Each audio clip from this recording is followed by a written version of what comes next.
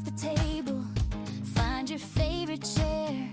There's a hum of inspiration in the morning air. Grab your bone folder and your sharpest shears. The best weekend of the season is finally here. From a simple blank page to a work of art, we're building something special straight from the heart. Learn from the experts, the friends that you know. They'll take it step by step, nice and slow. Watch it on YouTube, it's all for free. A front row seat for the whole community. Card making secrets and techniques so new. We're crafting right along with you. It's a paper escape, let's create and celebrate. Come and craft the stress away. We've got live streams every day. Cut full glue and spill the tea. You're invited and it's free. A fun-filled getaway, crafts, laughs, and more. It's the paper escape, let your creativity soar. Chat with friends, old and new. Craft along, we're right with you. Classes, workshops, craft each year. The best retreat of the whole dang year. If you want a little more to explore, the bonus ticket opens up the door. An extra day of classes right on your screen, complete with coolest printables you've seen. And for the VIP, the ultimate prize, a box full of beautiful crafty supplies. Stamps, papers, and goodies galore. Everything you love and a whole lot more. It's a paper escape, let's create and celebrate. Stamp and sparkle, learn and play. Inspiration's on the way. Ink it, blend it, share your makes. Add your twist and show us your take. Jump on in, it's your time to shine at the paper escape, where we craft and unwind.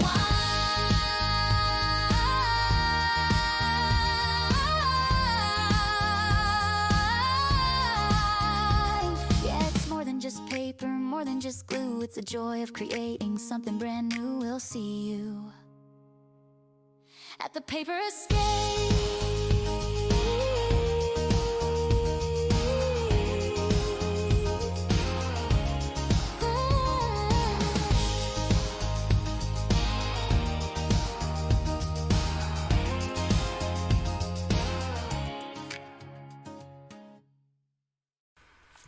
Hello, hello. Welcome to the Paper Escape Summer Break with OLO.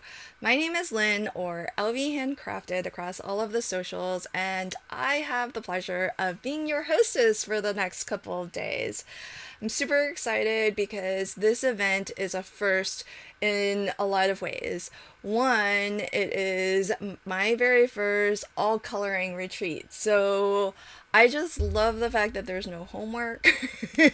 We can just come join our instructors, color along with them, and not have to worry about having a completed card or project by the end of class. How fabulous is that? It just really brings back the joy of coloring with abandon back in those Crayola days. So I hope that wherever you're joining from, if you are watching this as it premieres for the first time, say hi in the live chat. Our instructors are going to be there to answer questions as well. And if you're catching the replay, thank you. We love our replay crew. Drop your questions in the comments below. Now, this is a 2-day event, but the first day is completely free, and that's what you're watching now. All of the classes are pre-recorded. There are going to be 4 classes taught by Aditi, who is just fabulous with florals and teaches often for Altenew. There's going to be a class taught by Jessie, who's going to show us the difference between a 2-color blend and a 3-color blend. We're going to get treated to a coloring class by Sandy Ledoux of Ledoux Designs. She is a professional artist with her own line of photopolymer stamps, and she teaches and organizes her very own coloring in-person retreats. So really such a treat to have Sandy teaching us. And finally, we're going to wrap up with a quick class from Kelly Taylor, who's going to help us answer the age-old question, do you color light to dark or dark to light? Spoiler alert, there's no right answer because Kelly's going to show us how to be successful no matter which way you like to color. So today is completely free and it's open to the public. Everybody here on YouTube can come join and color with us. So hit that like, hit the share so that we can meet even more crafters and creators and colorists and illustrators and artists, because this event has something for everyone. And replay is always available here on YouTube as well. So my biggest tip for you is color along and have fun, but don't aim for perfection. Maybe look for a tip or two that you can take forward in your coloring today, and then come back for the replay and pick up a couple more tips and tricks that you can start implementing in your coloring, and come back a third time for even more tips. This is always going to be available for you for as long as YouTube is here. This video will be here for you. And at the end of our 4 pre-recorded classes, hang tight with me because I'm going live with Lori Craig from OLO, and we'll have a fun Q&A session where Lori can answer all of your questions live. That's going to wrap up our day 1. Day 2 is for our paid ticket holders, and at the time that I'm recording this, the retreat kit has already sold out. Thank you to all of you for supporting, and if you got your retreat kit, I hope you're enjoying that exclusive 4x6 photopolymer stamp set that was illustrated by Julee Tillman of Verve Girl, and the coloring panels and blank panels of Hammermill digital color cardstock. That's my personal favorite for coloring alcohol markers, and as well a few pre-cut Digi images that were illustrated or colored by our instructors today.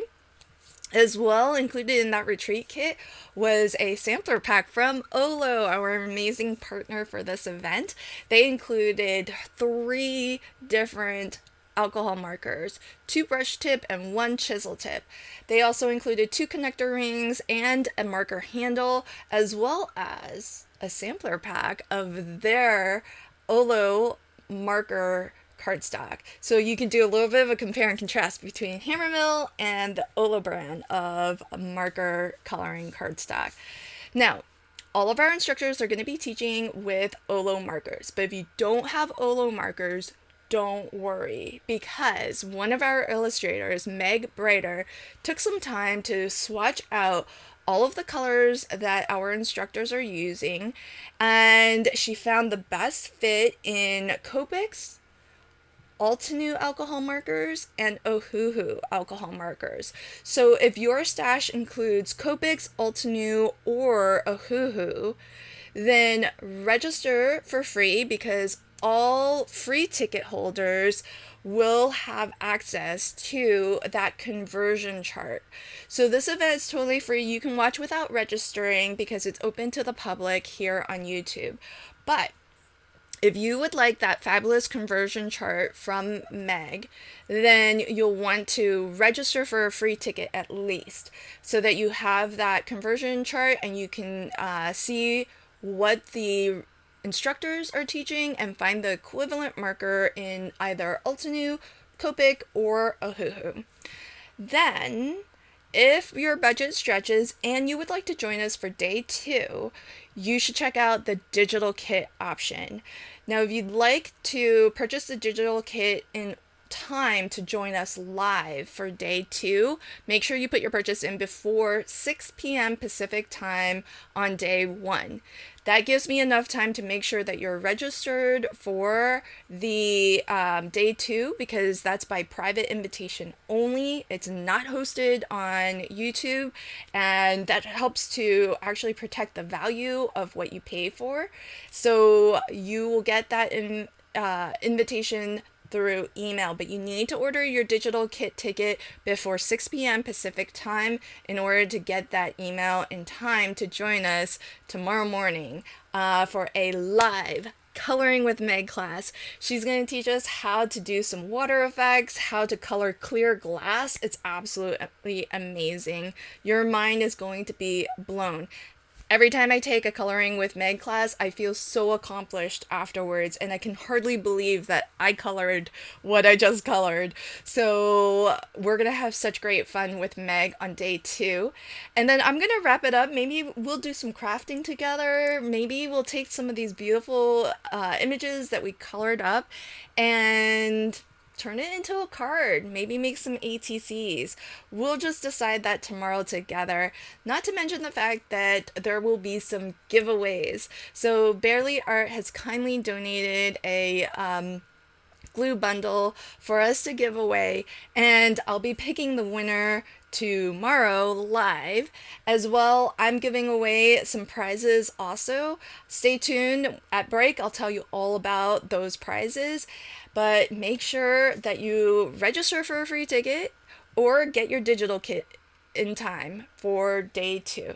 All right, friends, I can't get this started without inviting you to watch this short welcome message from Lori, who has been my partner in crime at OLO. She has been so fabulous to work with, and she's been teaching alcohol marker coloring for over a dozen years, and she is now the sales manager for OLO. So she knows it all inside and out, friends, from both sides, as a crafter, as a colorist, as an instructor, and now as the sales manager for OLO. She's absolutely fabulous, and she's got a short welcome message for you. And don't forget, make sure you hang with us until the very end, and this live premiere video will get redirected to the live Q&A between me and Lori. So join us, get your questions answered, and I really hope that you have fun this weekend. And don't forget, replays are always available. So replay crew, we love you also. Thanks so much, friends. Enjoy the summer break with OLO.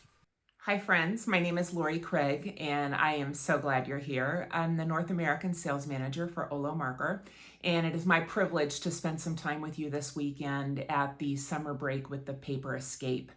I've been working with Linh for quite a few months to bring this event together, to get things lined up, to have her arrange a fantastic instructor team, to design the classes and the images that you'll be using, and I think it's going to be a great time together. So give yourself a little pat on the back for clearing your calendar and making time to invest in your crafting and in your, I call it personal therapy. So I always love a good coloring session, and so I'm glad that you have made this a priority for yourself to learn more about something that you have interest in.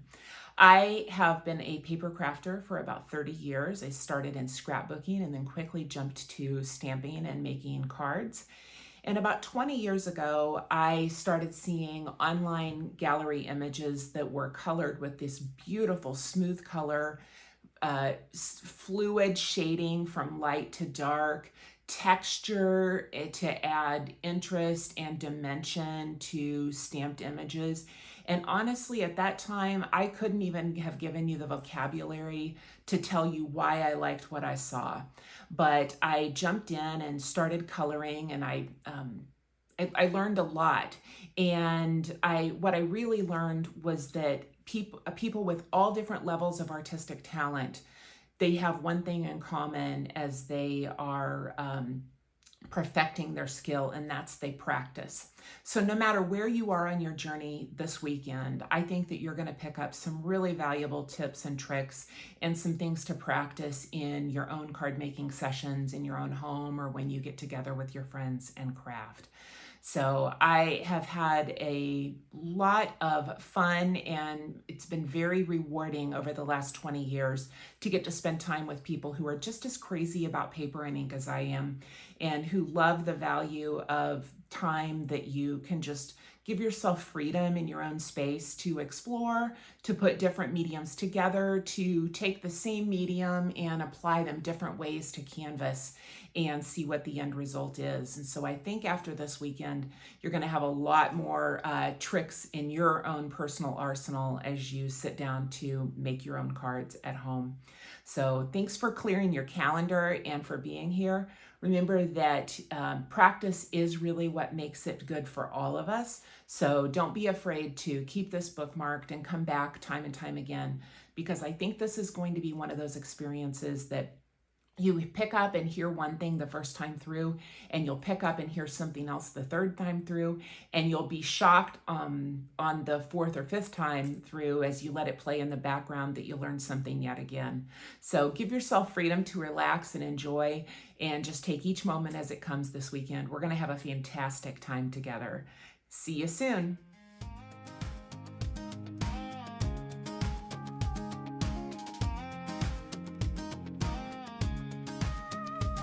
Clear off the table, find your favorite chair. There's a hum of inspiration in the morning air. Grab your bone folder and your sharpest shears. The best weekend of the season is finally here. From a simple blank page to a work of art, we're built. Hello and welcome to the Paper Escape Coloring Retreat with OLO. My name is Aditi and I am teaching the class Beyond Basic Blends. In my class, I want to show you how you can achieve a great coloring result with contrast, visible strokes, and more of an expressive style. I call it the expressive style of coloring because it involves a lot of contrasting colors, mixing shades, and visible strokes. And I think it's just extremely freeing. That's how I feel when I color with my markers. Now this is different from more of a blended look, and don't get me wrong, there is no right or wrong when it comes to coloring. It's just my way of coloring, and I thought it would be interesting to teach this at a coloring retreat alongside several other instructors. That way you get something different from each one of us and take back a kit of techniques that you can dive into in your next coloring project. A little about me. I am now a full-time card maker, content creator, and an educator. I teach several classes, and I'm also certified with Altenew, so I teach classes with Altenew products every month. I am also a psychologist and I do freelance work when it comes to counseling and therapy sessions. I'm also a practicing healer, and my intent always is to take all of these things that I have learned over the years and use them together holistically. So in my card making classes or art journaling classes, my focus is on slowing down the process of creating, the joy behind creating, and being more mindful when you're creating. With that intention, I set out to teach, and I think above all, I end up learning so much more. Every time I teach a class, I think I take back so much more from my students. So what I give and what I get together helps me continue this loop of inspiration and to be inspired. On that note, I think it's time we dive right into this class and enjoy some coloring with the markers. I also want to mention that if you don't have your OLOs, it's completely okay. Meg, who will be teaching the live class tomorrow, has created a wonderful conversion chart, and you can use any markers that you own based on that. With that said, time to shift to my desk and begin coloring. For this retreat, we have this amazing stamp set designed by Julee, Happy Everything, which comes with elements for everyone to color. So you can color any of these stamps, and if you're following along, I would urge you to use the same stamp set as I am, just so that it's simple for you to color along with me. I know this class is pre-recorded, however, I am going to do my best to make it as something that is going live. I will also be in the chat answering any questions that you may have to make it as interactive as possible. Now, I have done a little prep work when it comes to stamping the sentiments. Sorry, stamping the stamps, and I went ahead and stamped one of the floral clusters on one side and then the flower vase on the other side. I use Altenew Obsidian pigment ink for my black stamping. I prefer this ink because it gives me a clean, crisp image every single time, and it works very well with any coloring medium. Now, I stamped it last night so that because it's pigment ink, I wanted it to naturally just settle into paper and dry out before I begin coloring with the markers. I did not want any bleeding. I will actually show you a practice sheet where I stamped and started coloring almost instantly, and the black started bleeding in and mixing with my colors, and that's why, to avoid that, I have prepped up and stamped beforehand. That's a look at that practice sheet I was talking about. I'm not too sure if it's really visible in the camera. It looks beautiful any which ways, but I did end up getting a little gray streaks here and there when the black started bleeding into my colors.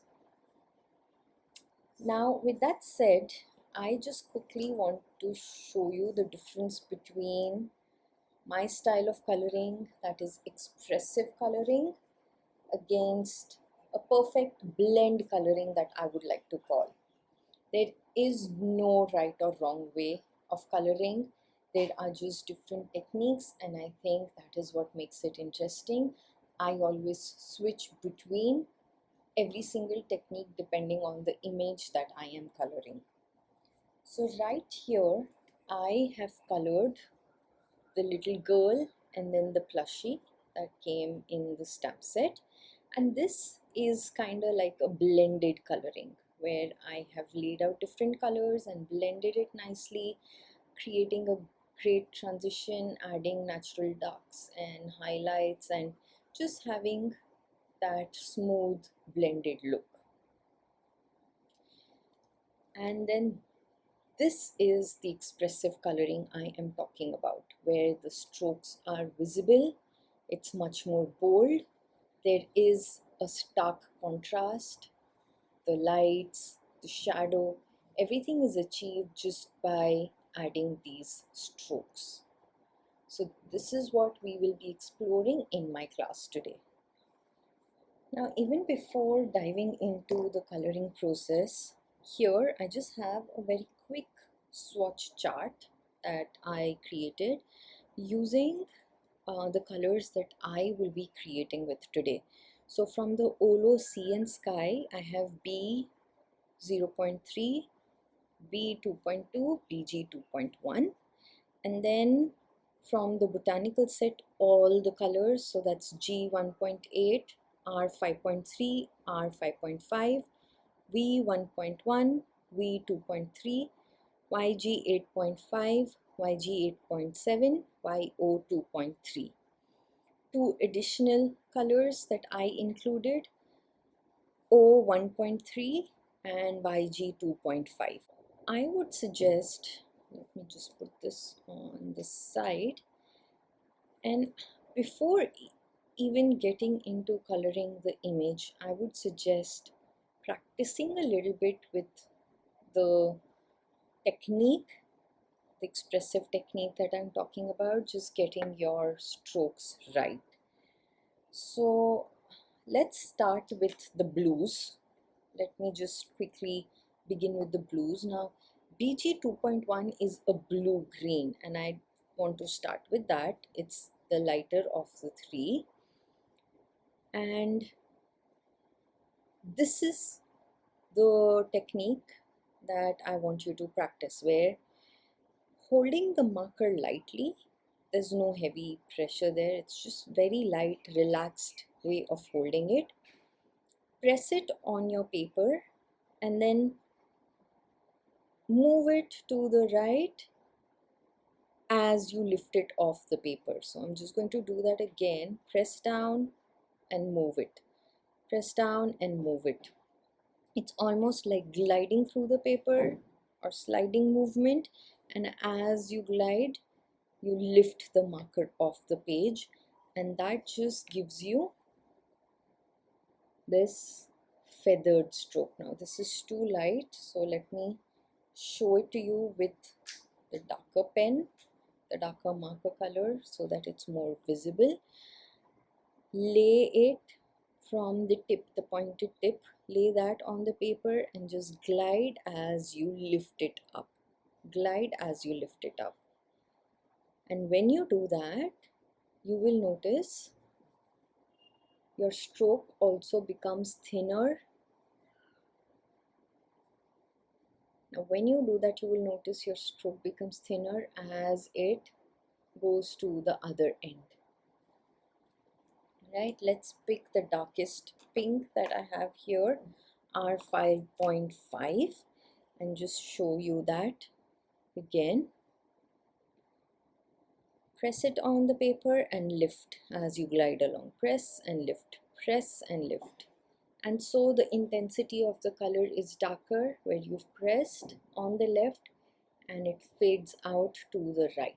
So it's important to just practice this a little bit, test it out on a scrap piece of paper. Just do this so that you get a hang of the coloring style before you move into coloring an image. That's the first set of practice. The next set of practice that I would like for you to do is laying color over one another. So let's go with the pinks here. I have R5.3, R5.5, and then I'm picking a violet V1.1 for my lightest color. Now out of these three colors, my darkest is R5.5, my lightest is V1.1, and then my mid-tone is R5.3. So I will start with the mid-tone, that's R5.3, and just lay out the strokes, but this time close to one another. I'll do that again. Instead of leaving a gap, you press and glide, press and glide, press and glide, press and glide, and do that, but you're connecting them. They're next to one another, and some are longer, some are shorter. That creates a variation. After the mid-tone, go to the darkest, so in this case R5.5, and this needs to be slightly shorter than the previous one. So press and glide, press and glide. I am intentionally making it shorter, and it instantly adds that shading. So I'm doing it in between the previous strokes that I laid down. Let me just do that again. Press and glide and then just lift it off to add that intentional shading. And then go in with the lightest marker, which is V1.1, from the base, extending it slightly more. So press and glide, but just continuously doing that. Now over the darker, it tends to create a little more blend as the colors move together, and then I'm just extending it outwards near the lighter, and it's a very light color, not visible on camera, I'm not sure, but just by adding that I have created a smoother transition and my strokes are still visible, right? So I still have the highlight, I have the depth with that darker color. And then let's practice this by incorporating a different color for the contrast. So O1.3. Now I will start with my mid-tone, which is R5.3. And this time what I will do is, with a pencil, I will just kind of draw like a petal so that you can see how this technique works in a contained area. So with my pencil, I am just going to draw a light petal shape, something very rough and organic. And with the mid-tone R5.3, I will lay out the strokes starting from the base of the petal, feathering them out to the tip. So press and glide, and then making it shorter and longer, and also following the curve of my petal.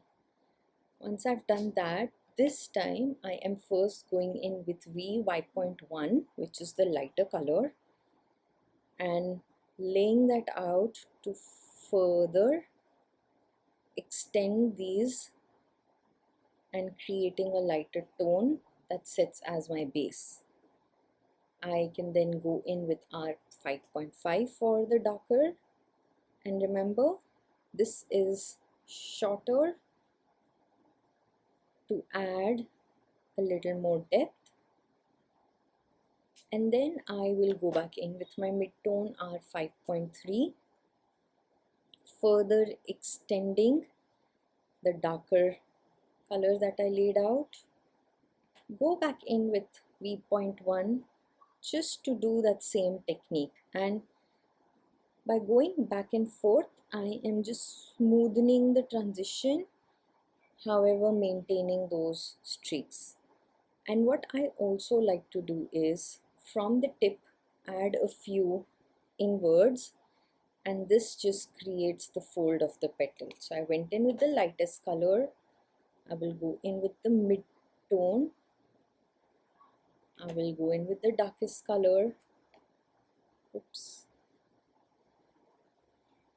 and then I will use O1.3 to add a contrasting color. So same, press and glide, shorter at places, longer at a few other places, and I'll add this both ends, and I'll quickly lift it up and show you how just by adding that one color I have achieved a nice contrast right there. And you can see strokes from each color. At the same time, it looks pretty smooth and blended. Now quickly, because I've shown you this, I am going to just demonstrate a little technique with the perfect blend that I call it. I don't know what it is called. I just have created my own names with expressive coloring and then the perfect blend coloring that I call it. Now my darkest color is kind of adding splotches, so I'm going to use a paper napkin and just blot it a little bit so that I don't have these splotches on my coloring. Now for that, what you would do is you would lay out the darker color, of course this is just something I'm very organically showing you, and then move to the mid-tone right next to it, blending that out.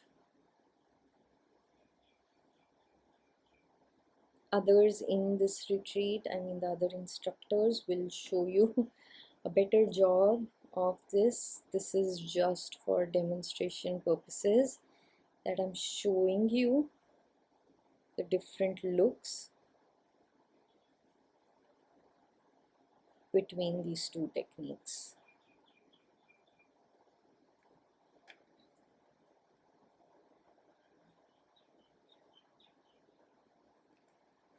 Mine is a little cloudy simply because I'm not too focused on getting it completely right. The idea is just to show you the different blends. So it's the dark, the light, and the mid-tone. But you can see the two different looks. Of course, now with this you work it out, you blend it out, you smoothen the blends, you go back in with the colors. And this is different where you're just adding strokes, again going back and forth, but in different ways. So this was just for demonstration purpose to show you the difference. Of course, it's not as loosely and as organically I went in right here, but just to give you an idea.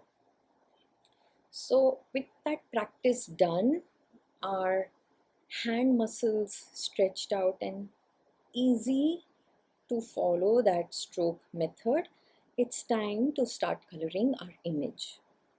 We will first start by coloring this flower and then go into a flower vase.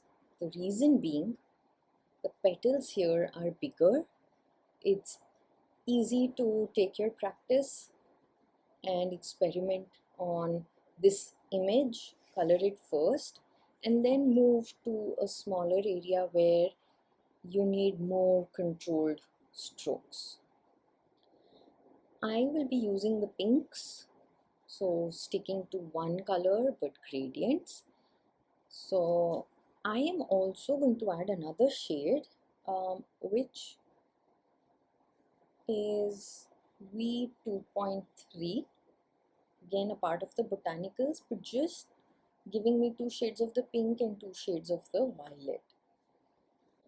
So let's begin with a mid-tone, which is R5.3. I will start with one petal, and now this is another thing that I want to mention. I will keep rotating my paper to make it easy for me to see the petal I'm coloring.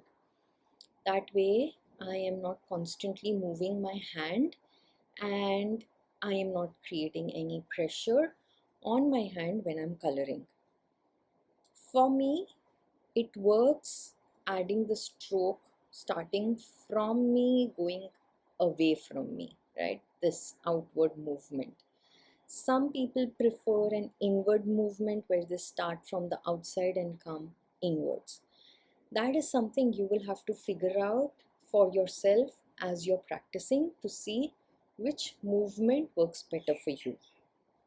With that in mind, I will begin with this petal and the mid-tone, and I will just start adding feathered strokes the way I showed you, making sure that they are slightly longer, covering the mid portion of the petal. So just going somewhere till the mid portion of the petal.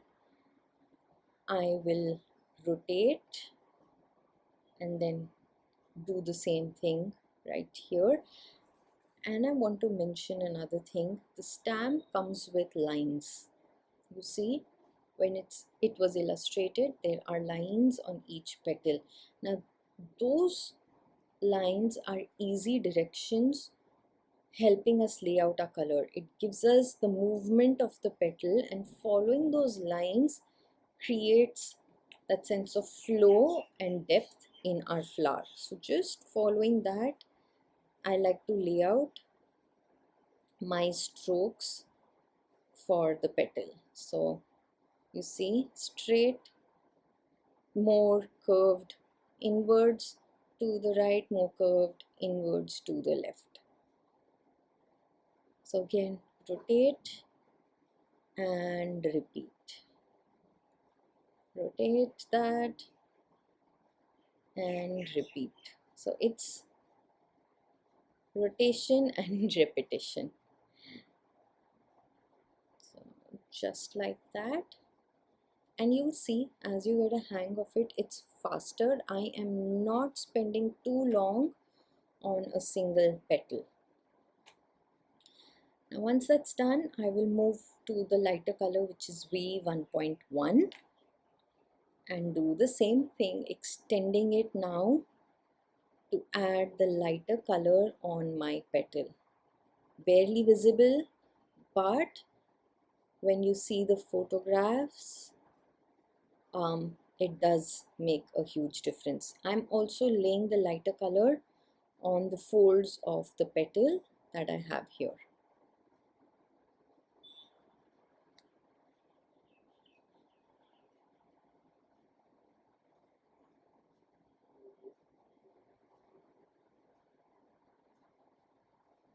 So just laying that.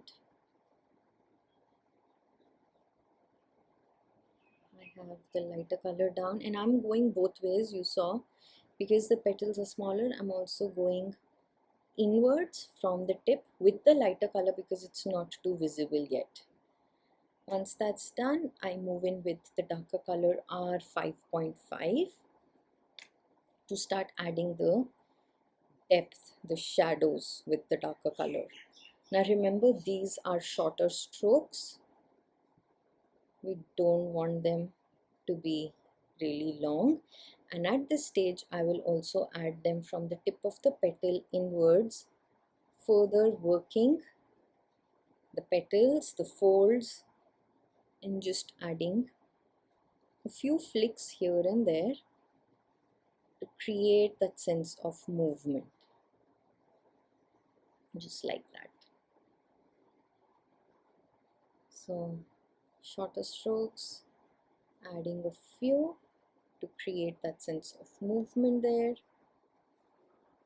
and repeating it as I keep rotating my panel.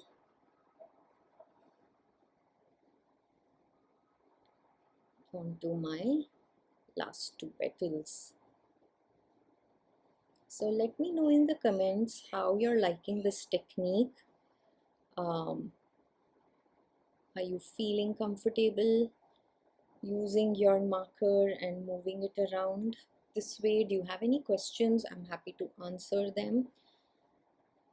I'm going with the mid-tone, which is R5.3, and just darkening the folds. For the folds, I'm not essentially using the strokes really, but just laying out in one single flick that deeper color, going back in with V1.1 to blend that out, and that way my folds look lighter and I know that the petal is folded or curled up over there.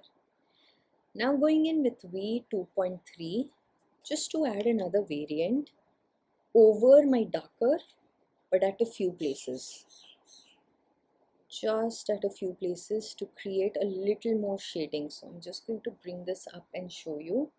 I extended it to add a little more color, and I will do that with the tips as well, and that way it creates this organic shading on the petal with so many colors going on. By colors I mean just the light and the dark. We haven't introduced another color yet to this, and I think it's essential you first practice coloring with the same color family but adding the dark tone and the lighter tone. That is the key here, because once you've done that, then mixing colors becomes extremely easy. So just there you see how the flower is colored, and I'm going to go back in with V1.1, the lightest color, from the tip inwards just to blend anything, and this is what creates my highlights, this lighter color, because it's so light it creates a nice smooth transition as well as gives the petal that lighter color and the highlights that this needs. Of course, you can see I have a lot of white space left on the petals, and that's the space I am coloring in with this lighter color. Not visible again on the camera as much as it is when I look at it right here. So once that's done, let's move to our leaves. Now for the leaves, I am going to bring in YG 2.5. I just have used a connector and connected two greens on this particular marker, but I will be using just YG 2.5, and then I will bring in YG 8.7 and G 1.8. So two yellow greens and then one deeper green. So let's begin with YG 2.5, and the technique is pretty much the same. We add feathered strokes with this being our lightest color, and I am not following the veins. I am just following the base and the tip and adding the strokes, leaving a little white in between. So just that way, creating a natural highlight by leaving that white on my leaves. And I'll move again and do the same thing here, feathered strokes, one stroke from the tip but two or three from the base outwards. I will then go in with my mid-tone. So for the leaves, I started with the lighter tone. I'm then going to my mid-tone, that's YG 8.7, and shorter. Remember, the strokes here are shorter than the previous one. So adding that randomly, and then moving to G 1.8 for the darkest tone, again shorter, creating a little depth just at the base, not worrying too much about anything really. So that, and then I'll just go back in with YG 2.5, the lightest color, and extend a little bit. And that's why, remember, I left the white area. Now that's going to be lighter in comparison to my previous layers. So just doing that and blending it all, and that's a look at it.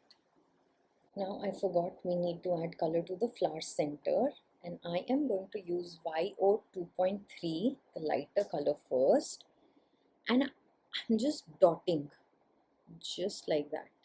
It's a smaller area, I don't need to worry too much, so just stippling is what that technique is called, just kind of going in with dots.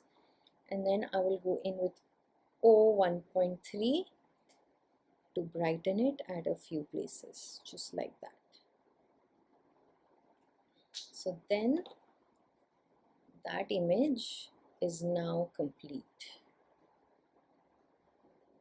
Now with the technique and learnings from this, let's apply it onto a smaller portion, the contained flower vase with tinier florals.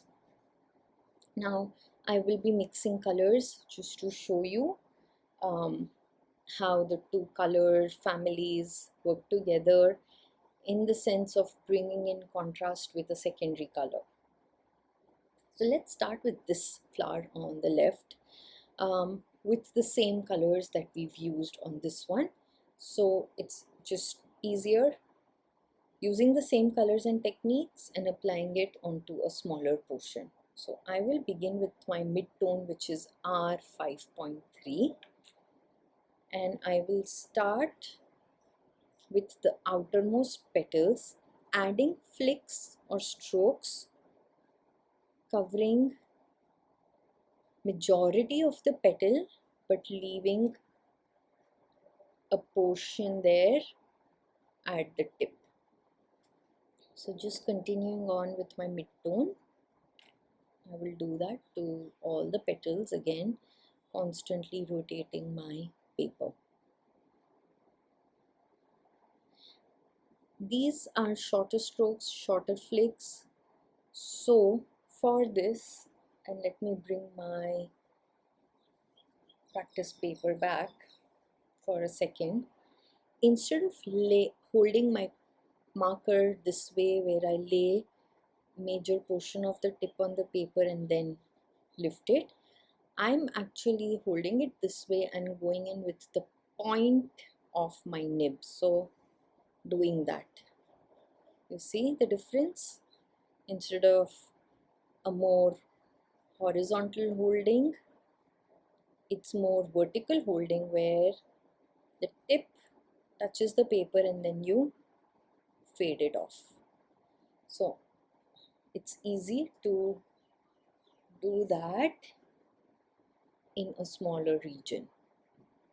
So I'm going to do that to all the petals with this mid-tone, just adding flicks or strokes, making sure they feather as they go outwards. Now, because it's a smaller portion, it's going to look slightly different than that bigger flower we colored in, but it is still going to give us that same effect, and you will see how it's just a faster way of coloring and relaxing when you do it this way, because you're not too worried about going out of the lines, or the blend is not smooth, it's not perfect, I have blotches between the color transition. I am not worried about any of those things with a technique like this. So the mid-tone is done. I am going to use the lighter V1.1 to extend it till the tip of the petal. Because this is a smaller portion, I'm okay working from the base outwards. That movement works for me too. So I'm just going to do that for the petals that are on this side of the flower, and then the base outwards for the remaining. So this just adds a nice highlight, making sure we have a nice blend between the colors. You may think that the lighter color is not visible, why add it at all? It actually does play a crucial role, even though it's not visible, in smooth transitions and blends, and just making sure that nothing looks too stark when it's laid out. So that was V1.1, and now R5.5, the darker color. And again, the same technique with my point touching the paper, I will add darker flicks at the base to add more shading to the petals.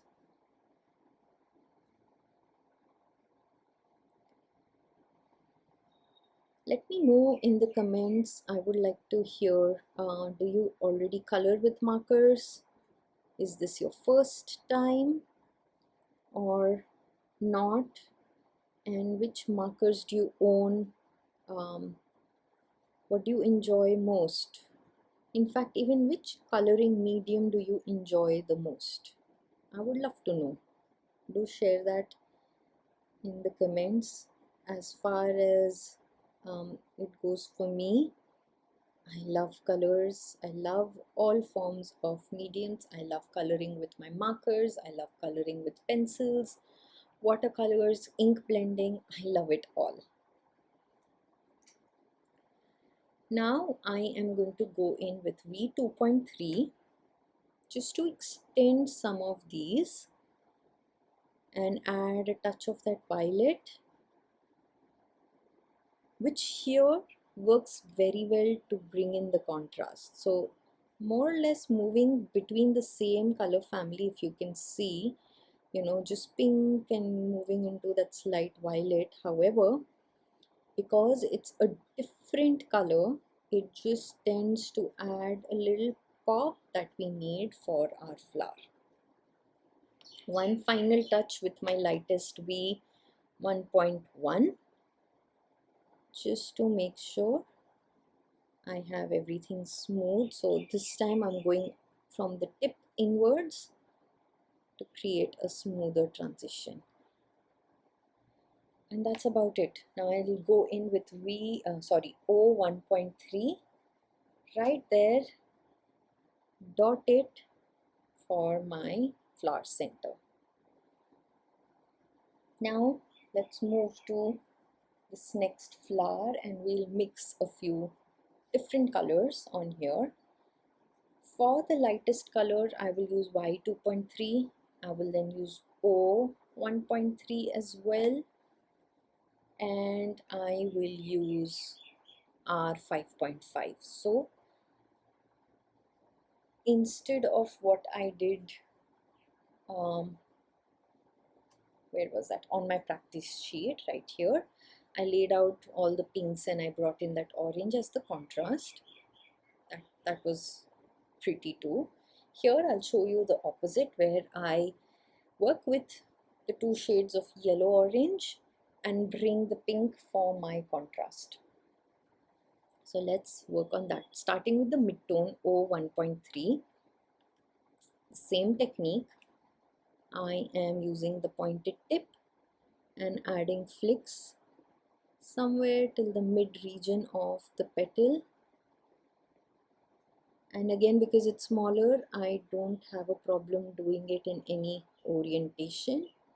It works for me either ways. Just adding flicks, making sure I have it on all the petals right here. So that's O1.3.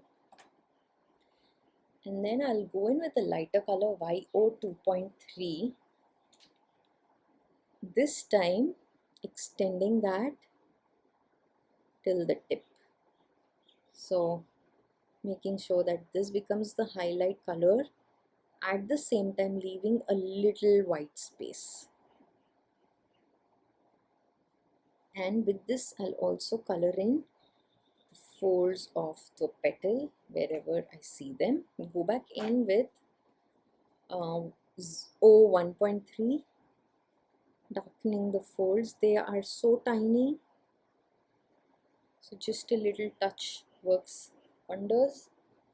And then I'll go in with R5.5 for that darkest tone, shorter flicks from the base outwards, and instantly you will see how this darker shade of the pink creates the contrast we need, bringing in that sense of movement to our petals just with this method of coloring. I am going to add a few from the tip inwards to highlight the folds better. Just tiny strokes, tiny flicks here and there, like I did on that bigger flower.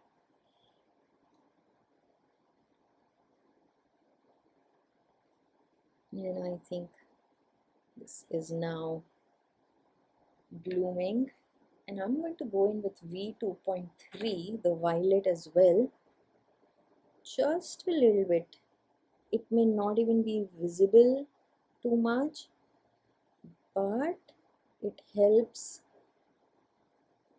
blend it out and create a nice mix. Just touches of that, and I like to go back in with O1.3, extending at a few places, creating a vibrant orange. Especially when it's laid over that pink, it just becomes a red orange and adds that perfect pop I need for my flower right here.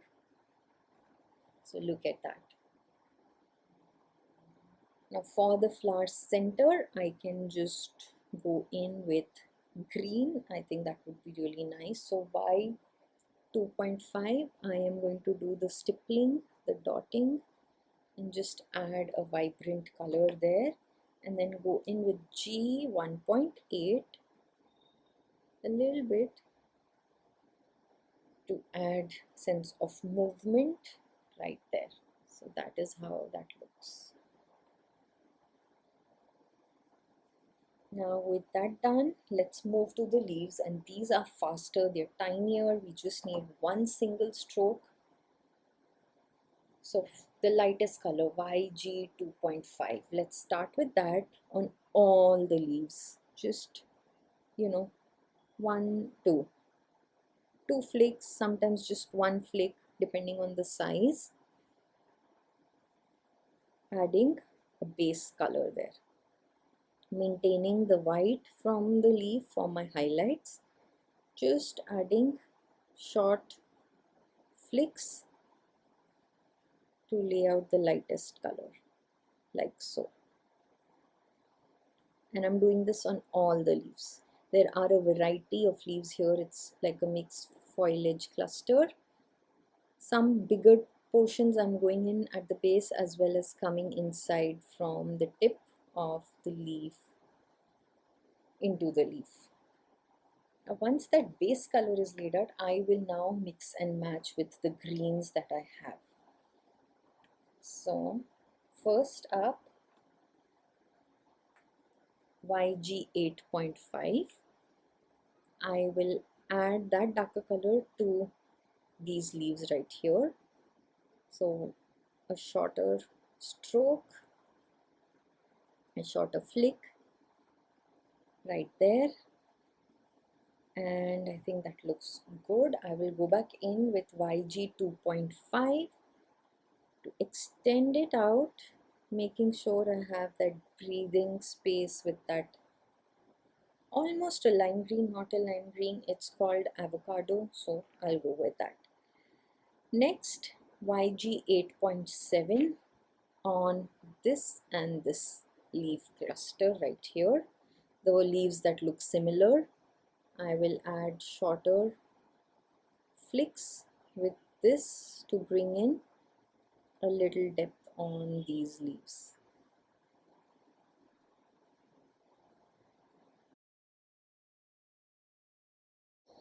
G 1.8 on the remaining ones to add an even more darker tone. Remember, not too much, just a little bit. And I will go in with YG 2.5 on all of them to just extend and add that lime green. Now with this, by using different shades, I have created a variety in my foliage as well. Now on to coloring our vase itself and the water there. I am going to set most of these markers aside because I don't need these colors out here. So just going to close them and set them aside. And I'm still keeping the zoomed in view for you because I think it's important to be able to see that entire coloring. I'm going to bring in the BG 2.1, B 2.2 and B 0.3, and I will also leave a little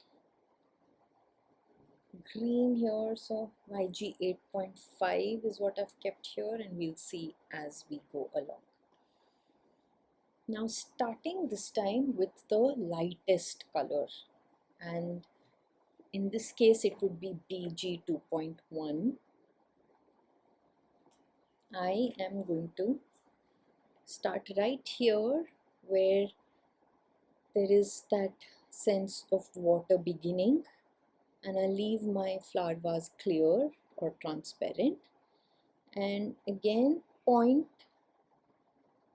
the point of the tip goes on my paper and then creates that feathered stroke, and this time it's left to right and then right to left.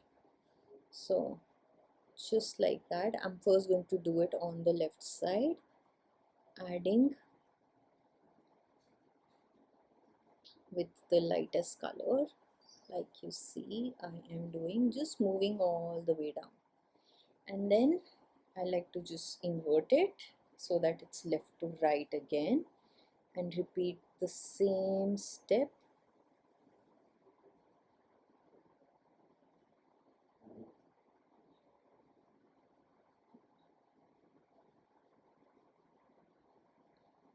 That way.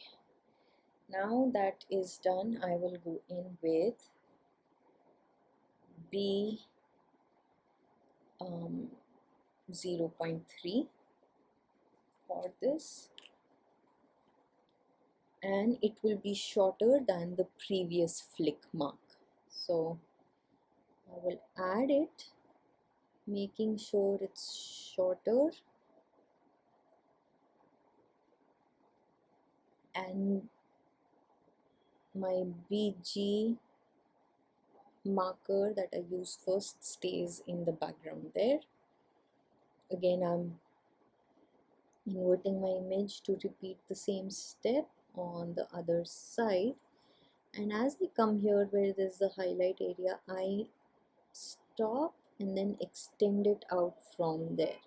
That way I maintain the lighter highlight on that point. And then I will go in with B 2.2, same way, a little shorter than the previous one, to add a darker layer, and this instantly creates the shading we need for our water. So repeating the same process on the other side as well.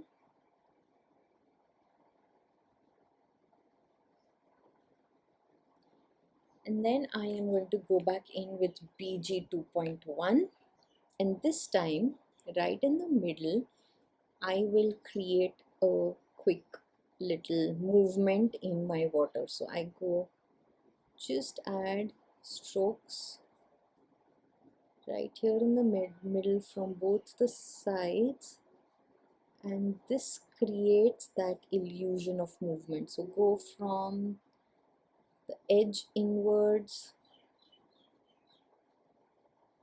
and I'm doing it 2 or 3 times like you can see, and then even in the center.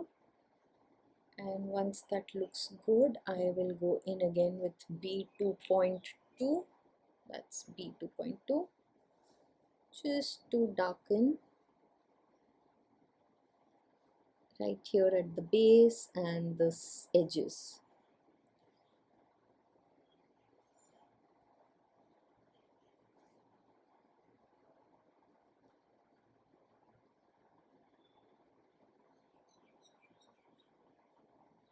And then I am going in with B 0.3 again to extend a little more into my BG 2.1,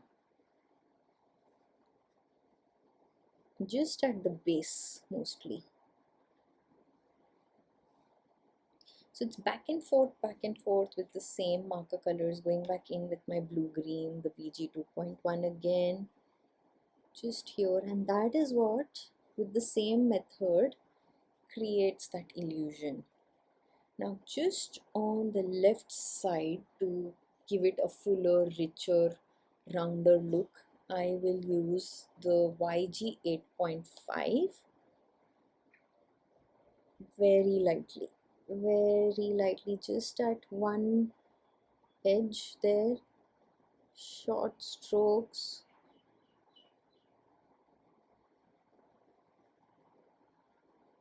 like so, and then use my BG 2.1 to blend that out.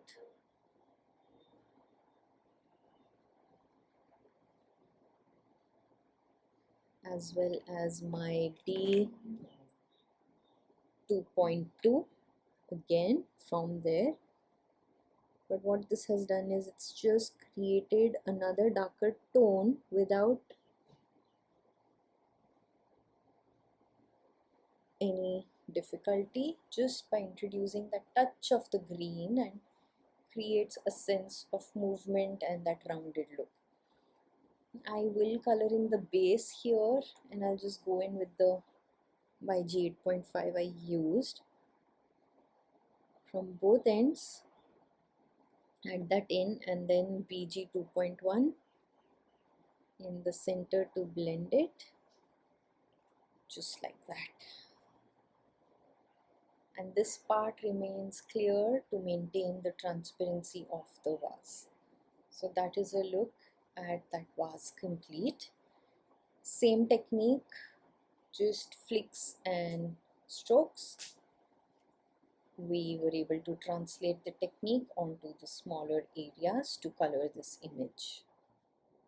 I wanted to share 2 finished cards that I created using the colored images. So with that flower vase we just colored and a sentiment from the same stamp set, I have finished this card where all I did was used an arch die cut the entire portion and used some dimension tape and adhered that on an A2 panel, and I splattered the panel with black ink. So that just adds a little interest on the background, with the colored image being my focal element. The second card, I again used the arch dies, but I matted it with black, and what I did here was stamped the floral image multiple times but kept the center one as my focal, leaving these uncolored. And the color combination is what I showed you during the practice session. So the opposite of what we just colored. This has the shades of pink with orange being that pop that I added here, as against the colors here with the oranges and then adding the pink. So it's just the inverse effect of that particular combination, and that is how this card turned out. Now here I use foam tape on my sentiment to pop that up so that it just beautifully ties in with all the black and white layers that I have going here.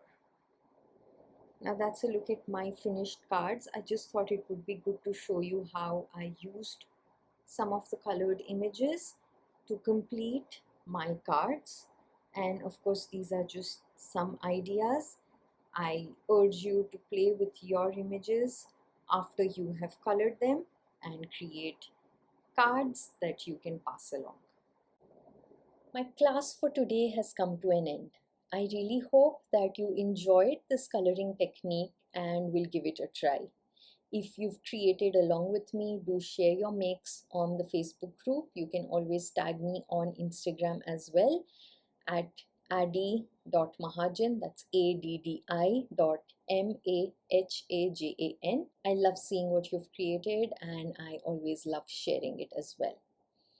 On that note, I hope you have a great time in this coloring retreat, and until I see you again, take care and bye-bye. Wasn't that just amazing? I just love Aditi's coloring. She is so good, and she knows her florals for sure. If you love that class that you just watched, be sure to be following Aditi on all of her socials. I'm going to leave links to everybody's social media in the description box below. So be sure to expand that and follow them on YouTube, Instagram, Facebook, wherever they are sharing. Please follow them and give them some love. Now, I mentioned earlier that there are some giveaways, and if you registered for your free ticket, bought a digital kit, or bought a retreat kit, you are entered to win one of these amazing prizes. Now, when Barely Art saw me advertising this event, they actually so kindly reached out to me and asked if I would like a prize to give away. And I said yes, because everybody can use more of their favorite craft glue. So Barely Art has donated a free bottle of glue to one US winner. There's also a little mystery bundle that I've put together for one winner, also US only. And as well, I'm giving away a $50 gift voucher to shop my website for digitals and printables that I release. So If you are a free ticket holder, you'll get one raffle ticket to win one of those 3 prizes. If you are a digital kit ticket holder, you'll get 3 raffle tickets. And if you purchase the retreat kit, then you have 10 raffle tickets for 10 chances to win one of those prizes. The winners will be chosen tomorrow on day 2. So make sure you get your ticket today to be entered in for a chance to win one of those amazing prizes. Now, let's check out Jessie's class and learn how to do 2-color blending versus 3-color blending.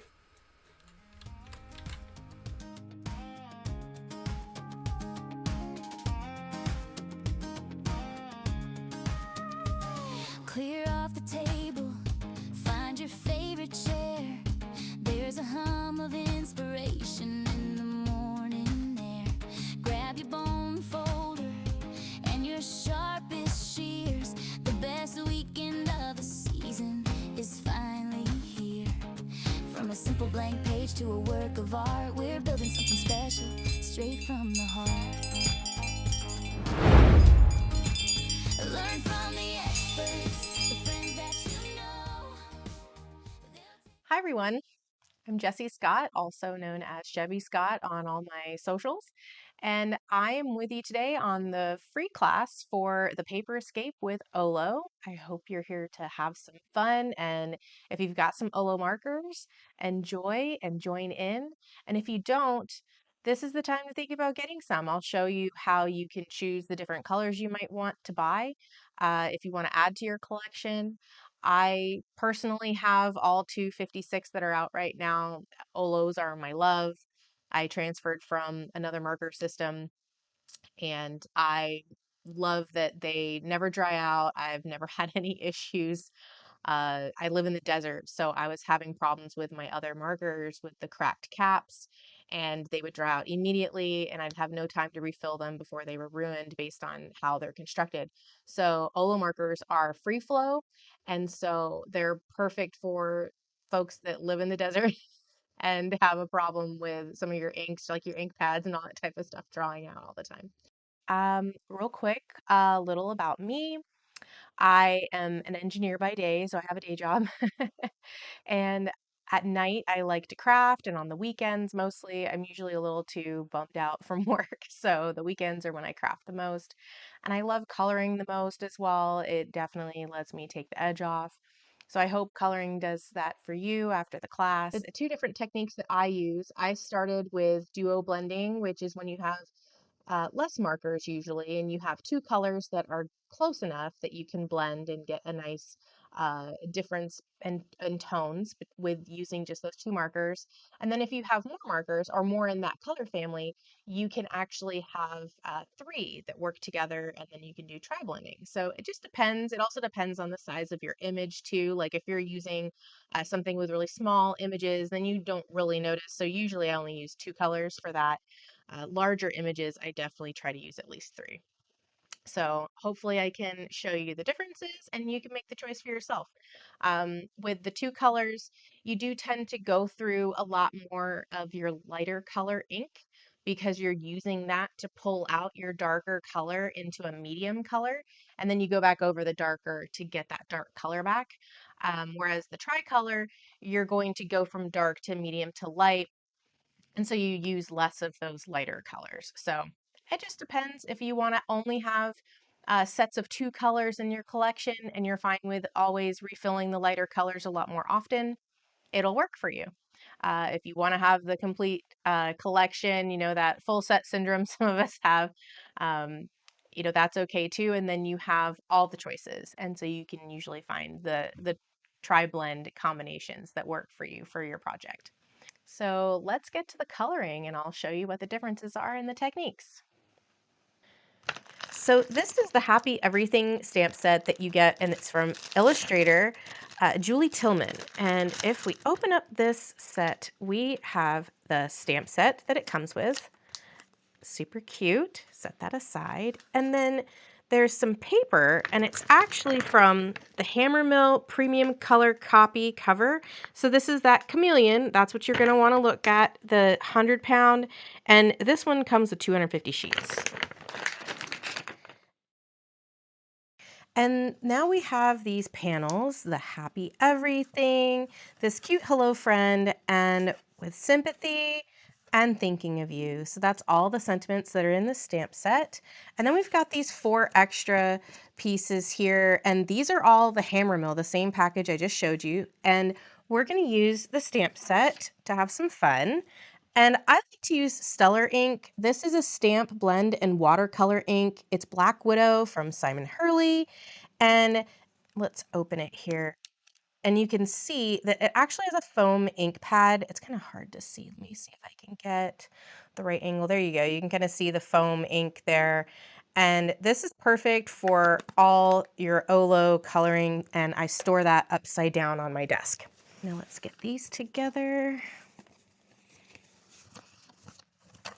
So these are going to be some really great cards to start out with. But first, I want to talk about color swatching. So this is actually some Hammermill cardstock that I printed the wrong thing on. I usually had printer paper in there, but what you do is you can color any of these combinations and test out.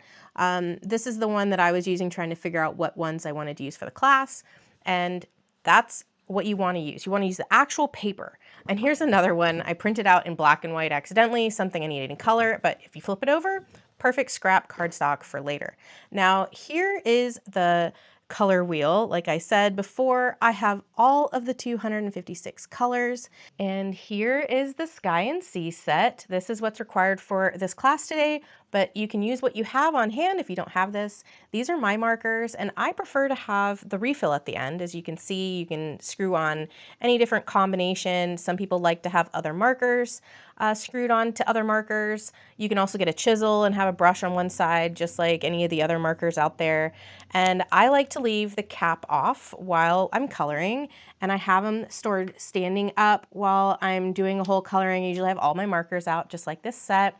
And this thing I'm setting off to the side here, this is from Crop and Create, and I found more of them online.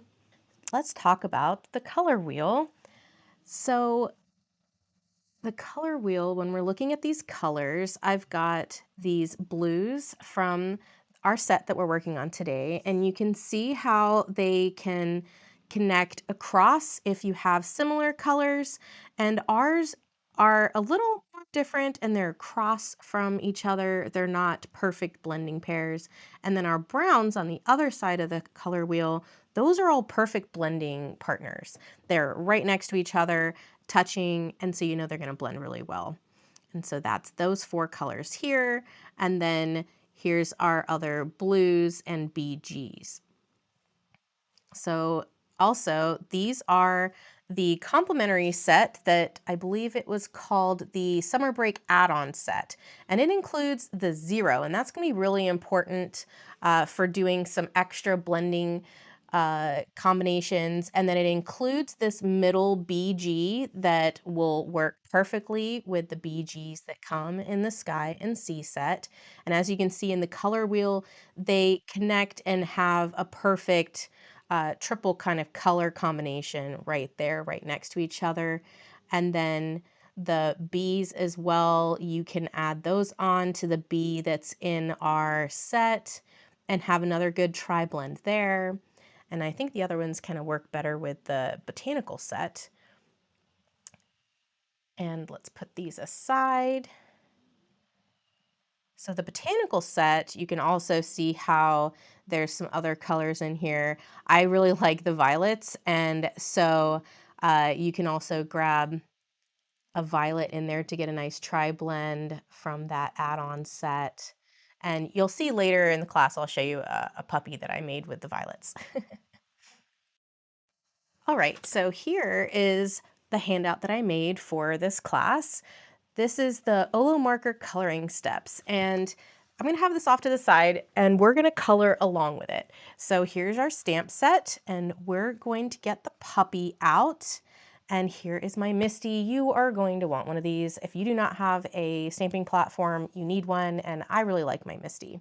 So I've got this stuck on here really good. I have a photopolymer sticky mat in there, and so it holds the paper wonderfully, but your magnet can also get really stuck too when there's no paper. So we're gonna start here and peel off and get this puppy off of here. And if it's the first time you're using your stamp, you want to make sure you're cleaning it off like there's some oils in production. Some people use an eraser. I like to just rub my fingers across it really well. The eraser's probably better if your fingers get dry easily. So if I'm doing a lot of stamps, I do try to use an eraser. But if it's just one, you can just use your hands real quick. So we're going to place this in the center. And I'm going to get out the sentiment next. So this one in the card kit says, hello friend. So I'm going to get a different one out here.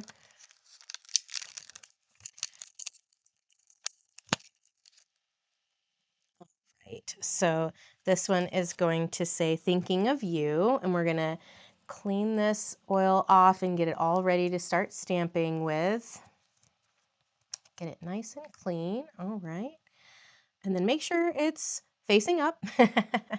And then if you want something to help you get it lined up, I really do like a T-square. There's lots of places that sell them. They're offset a little bit so that it actually will hit the edge of what you're working with. And then the ruler can slide along the top. So you can shove it up against the edge of the Misty and then push it up against your stamp and get it perfectly lined up straight. And then just make sure it'll get stuck to the photopolymer. All right, putting that away. And we're going to shut the Misty, get it stuck down real nice. Peel this back up. All right, and we are ready to ink it up. So we're going to get out the Stellar ink. Once again, this is what I really like to use, the Black Widow. Perfect for stamping. And we're just going to tap it. I just dab it, real light dabs. You don't want to really squish it because then you end up with a lot of ink. And especially with detailed stamps like this, you definitely want to do that dabbing technique. Closing it, getting some good pressure on here, and voila.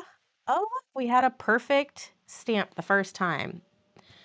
The Misty is great just because it doesn't move. So then if for some reason you didn't get a good stamp the first time, you can always re-ink it and try again. So let's get this one off here and put this away. Actually, I forgot. We want to do two of these. We're going to do the Duo Blend and the Trio Blend. But also, this is the foam that it comes with. And then here's that photopolymer piece that's in there. You can buy that from many different companies. They're just really great to have it really stick down in there. And so let's make the second panel because that one's going to be for our duo or bi blending. And then this one's going to be our tri blending piece. So we're going to make two panels of the exact same. I'm just checking to make sure I didn't accidentally get any fuzzies on my stamp before I start going at it, because if you ink up a fuzzy and then close it, you're going to have fuzzy lines in black on your paper. So I have cats and lots of fuzzies in my craft room, unfortunately. But I do like having the supervision from the cats sometimes. You'll see them in my videos. They like to start walking across the desk and help.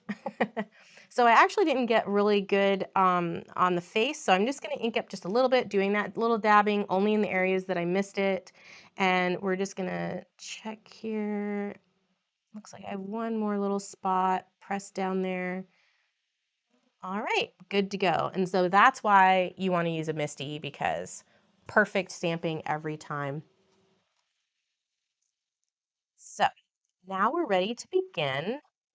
So we're going to follow the steps on this paper. So this is the bicolor blending first, and we're going to start with dark colors, and then we're going to pull the light out, and then we're going to add back in the dark. And so, like I said at the beginning, this is good for the lighter colors and those close enough to blend smoothly. So that's why we were talking about how the blues don't really blend super smoothly with the ones we have selected for the class.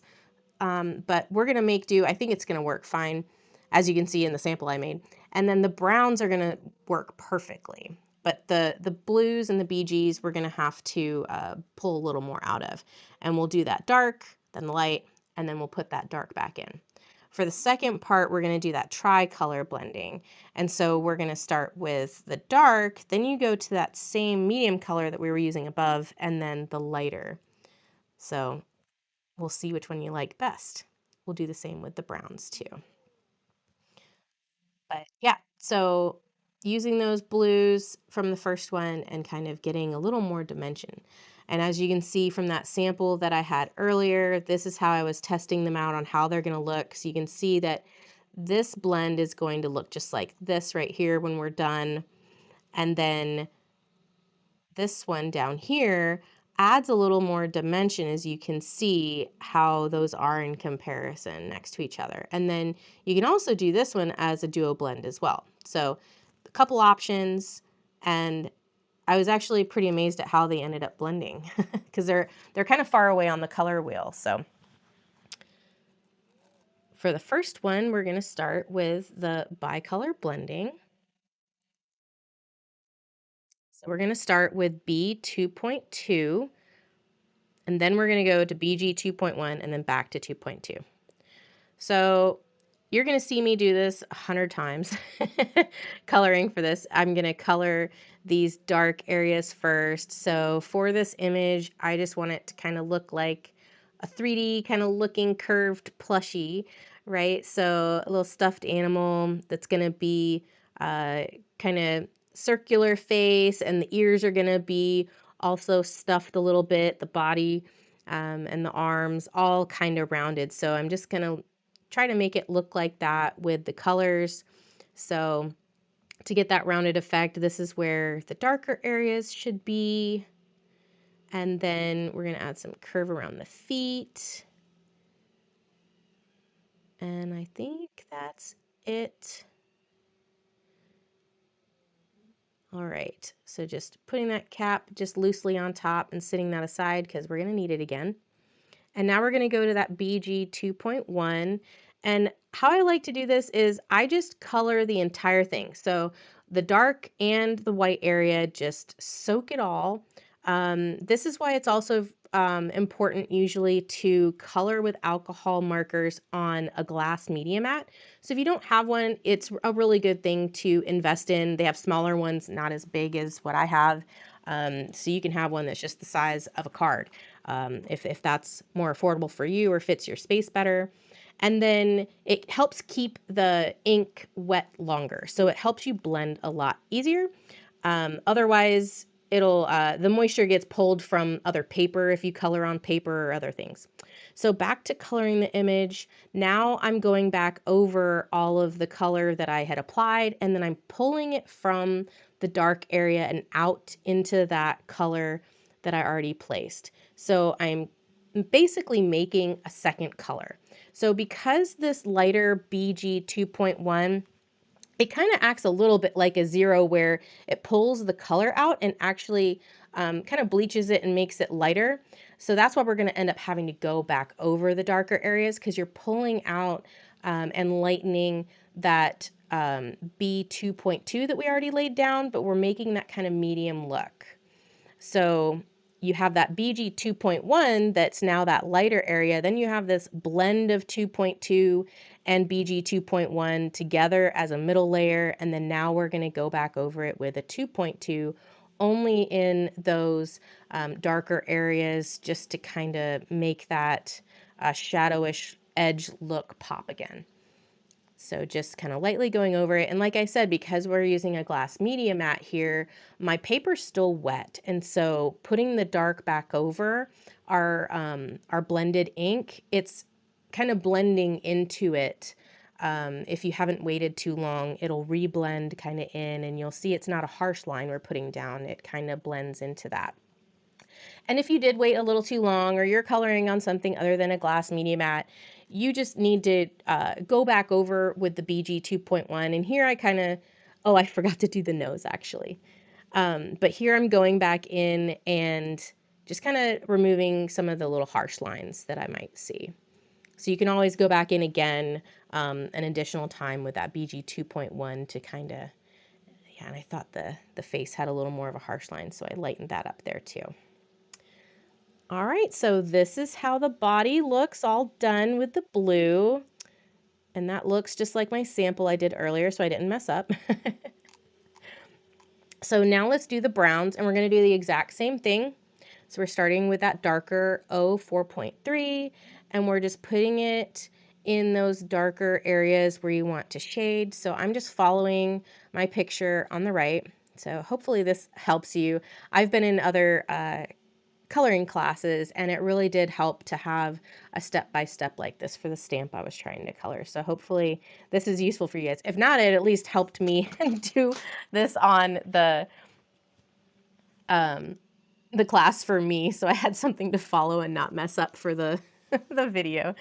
So going in with the 04.1, the 04.1, so we're just pulling out, and this is, I said that the duo blending is good for small images, but also for small parts too. So really, when you see trying to do the tri-blending later, it's kind of not necessary, that you could still just do a duo blending on these smaller spots as well.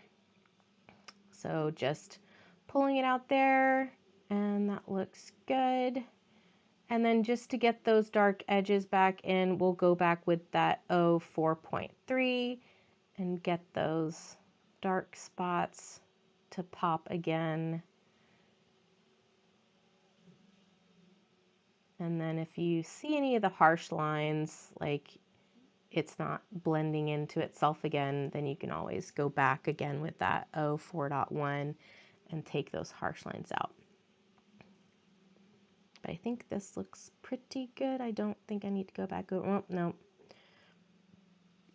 Just a little bit of touch-ups. I'm a perfectionist. I can't help it. So I do tend to go over a little bit. The only thing when you put down a ton of ink is that you just have to watch out for the bleeding that can happen, which paper is very important. We're recommending the hammer mill, and it is the best paper that I've used. So this is the finished picture, and it looks just like the second one. But yeah, hammer mill is a really good one. It helps absorb the ink, and it doesn't really helps with not blending, or I'm bleeding. Sorry. All right, so the second one, we're gonna do the tricolor blending. So we're gonna bring in this darker B0.3, and we're gonna do the exact same thing. So as you can see in the picture, I'm coloring all the same shadowed areas first. And so this is exactly the same as the duo blending above. We're just using a different marker. Just getting all these same edges.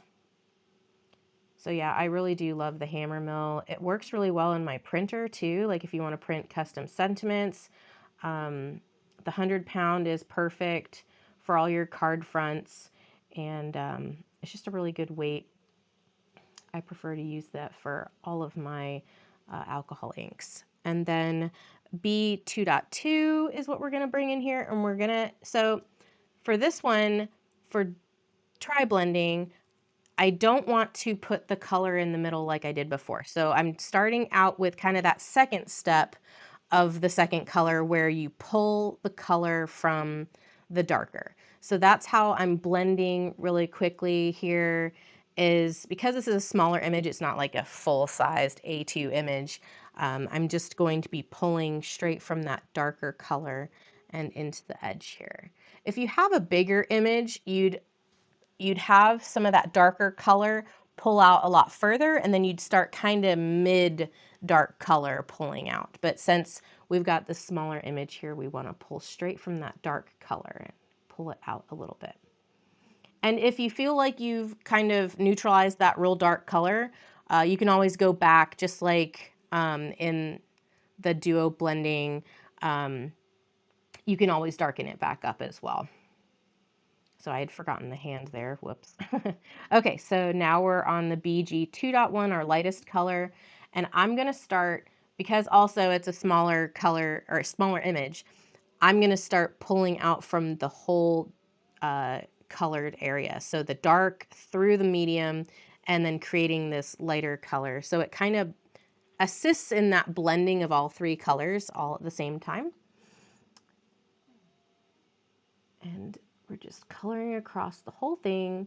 And like I said, if you feel like this process muted your darker color, you can always go back over it again. Just as long as you're not really soaking the paper with your ink and leaving your nib down on too long, then you won't have the bleeding problem, especially if you're using hammer mill. And so I'm just touching up and kind of going over and making sure I have some smooth lines and connections there. And then we're done. Now we can go to the browns. And we're going to do the exact same thing. And like I said, these are a lot smaller pieces. So really it's kind of, you can see I'm just like dabbing a little lightly with the darker color just because we don't have a lot of room to do a tri-blend, but it can be done. It just takes a little finesse. And so I'm just adding some dabs of that darker color, and then mostly you're going to end up with that middle color, the 04.1. So that darker was the 04.3. And now we're on the 04.1 and just kind of going over those same spots they already did with the 04.3 and pulling out just a little bit and leaving a little bit of white, and that's where we're going to put the next color, the 04.0. And that's how you do the really small pieces with a tri-blend, is you just kind of do a little dot and you pull out a little bit, and then just make sure you leave a little bit of white space to do that lighter color. And then you kind of use that lighter color to just pull all three colors together. And I think there got all the little pieces. I love all these little spots. It's such a cute little stamp. All right, and I was successful. Look at that. It looks just like my sample. Good job. Patting myself on the back. Hopefully you're patting yourself too. So these are the two options. And so you can see how the dual blend looks great. It really does. But you do see with three colors, you get a little more dimension and you can have a little more pop. I like the bolder look using three colors, so that's generally how I usually color. So here's another resource that I made for the class. This is the OLO marker coloring swatches, and I printed this out on Hammermill, and as you can see, I've already done the two already in the class, and this is one that we're going to try here. We're going to pull in this B0.3, and we're going to do exactly the same thing. Oop, I actually pulled the wrong color. That was the B2.2. So let's do it with the right one. Luckily, it's a darker color, so you can just go right over it. So this is going to be colored the exact same as how we were coloring the previous images. So you can follow along with that previous page. And as I said, you want to do these coloring swatches. These are really great. You can get these from multiple people out there that do coloring. You can make your own and have blank pages where you can just stamp whatever image that you have as a favorite. And once you figure out what your favorite coloring is, you can actually swatch it out. And then whenever you get that stamp out, you can go and get that same color scheme again. For this one, there's so many different options. So I have a whole page just for the puppy. And so I'm doing that same duo blending technique here. So we started with that B0.3, then the B2.2. I colored the whole thing, and then I'm going back and pulling out the color from the edges again. That's how we're going to do this here. So we're doing that solid color of all of it. And then we'll go back in and pull from that dark area to get that nice middle color to help make it look like we've got a tri-blend basically. So now I'm going to go back and add that darker look again to the edges. And I really like this color combo. Kind of that B0.3 kind of has a little bit of a purpley look next to the lighter B2.2. Two totally different tones, and they're not exactly next to each other on the color wheel either, so surprisingly blend very well. And this is why a lot of people actually like Sandy Alanock. She makes the hex chart. So she actually made one for OLO. So if you're interested in those hex charts, oh, you can actually see this is going to start drying out soon. So it gradually starts getting a little lighter on the tip. And so you get a little bit of warning before you need to go and get a refill. All right, and then I'm just going to be a perfectionist here and just harshen out those lines a little bit. I felt like I still had a little bit when I added that darker color back in. And when I'm coloring, I just take the edge of that perfectionist off. If if you partake, I like having a glass of wine next to me sometimes. Just a little bit will go a long way on helping with my coloring sometimes. Because then I just let it go, and I actually enjoy coloring a lot more when I'm not trying to be so exact. And then we're going to do some dark brown here. This is that O4.6. So since I got in that darker B0.3, I thought we'd darken up and use the darker color that comes in this set as well. And get some darker spots to go with the darker body. So that's all the same coloring as before. And then we're going to go in with that O4.3 to pull it out. And then all these little pieces, these cute little spots. And I really like to go outside the box and do the blues and different things, but I think next we're gonna try to do a little brown dog, so it's a little more realistic looking, I guess. But I also feel like I let go a little better with my coloring if I choose non-traditional colors for things, because then I don't think that it has to look exactly like the real life thing. So sometimes that helps too, to get you out of your perfection colorist mind, is to just use some out of the box colors, and then you can let it go a little bit and have some fun. So just gonna darken up these little bits again and make that look nice and pop a little bit of color. I really ended up liking this blend a lot. Soften some of these new lines I created. And you might like the harsher look. I do really like it when I see other people do it. And it's really funny too. Your image will look a little different after it dries. So sometimes you might not like it, and then you walk away, and then you come back and it looks better. So that's something to consider as well. So now we've done these different colors with all the blues, and now we're gonna try, let's see, which one do I want to do next? Because as you can see, I've added the zeros in on the right side. So on the left side, we've used all of these colors. Now on the right, I've started to add in the zeros so that you can get a nice little pastel look. So you'll see how you can use the zero to create some new blends. But first, let's do with the browns. We'll finish up with the browns like I promised. We'll make a little more realistic dog for a second. And so I'm going to do a darker on the body. And after I did this, I was actually thinking, I think usually it's a lighter body with darker spots, so whoops.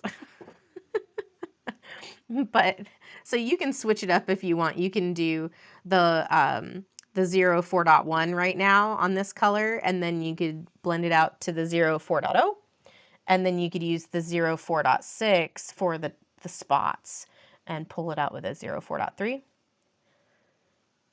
You can swap up any of these combinations, actually. You could have done a brown dog with blue spots on any of these other combinations that I made too. So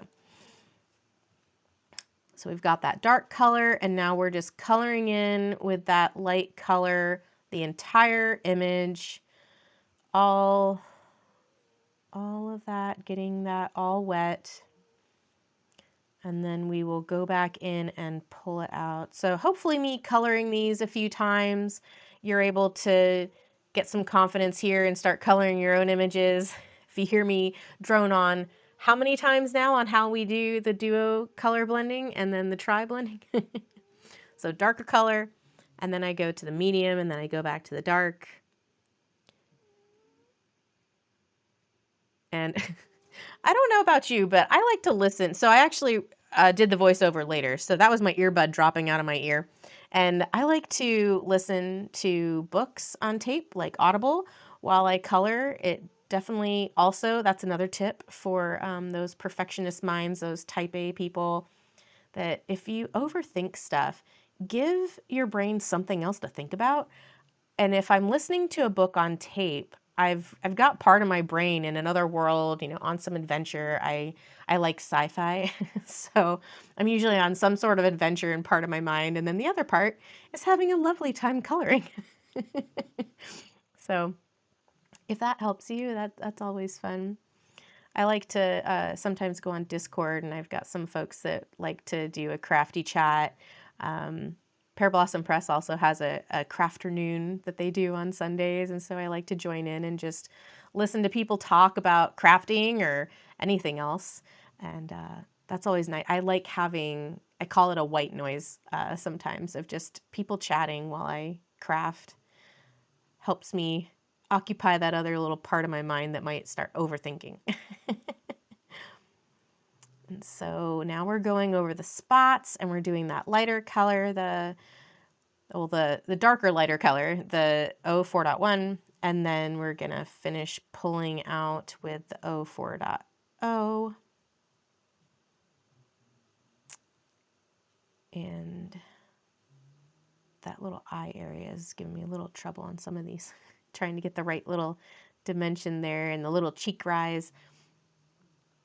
And that's another thing too, like you can take coloring classes and get that perfect artist look. I actually signed up for a class and then they ended up canceling it. And then later I was kind of thankful that because it was really expensive, like a formal alcohol ink artist class. And I really like, coloring with these types of whimsy kind of images that you don't have to be exact, and nobody cares if you have it perfectly shaded right where the little cheekbone would be or something. So it's up to you on how perfectionist you want to be on your images. But I prefer to just use these cartoon-like kind of images and have some fun, and they don't have to be exact. It's nice having the ink blending and having the little bit of kind of a curvature, makes it look like a little stuffy, but it doesn't have to look like a picture, right? So I like, that's kind of my style of coloring, is to not have it totally perfect. All right. So that's how the little brown puppy came out. Now let's see how we can do the pastel look. So I really like the pastel look, and I struggled for so long with my other markers. I thought I had to buy light colored markers, and that was my problem. And then I realized, oh, well, you really just need to use the 0 a lot more. That would actually help. So if you start with the lightest marker that you have, and then you blend it out with a 0, that's how you can get a really quick and easy pastel kind of look without having to go and invest in other markers that have like all the little pastel colors. And I'm always a bit heavy-handed, so this helps me a lot as well.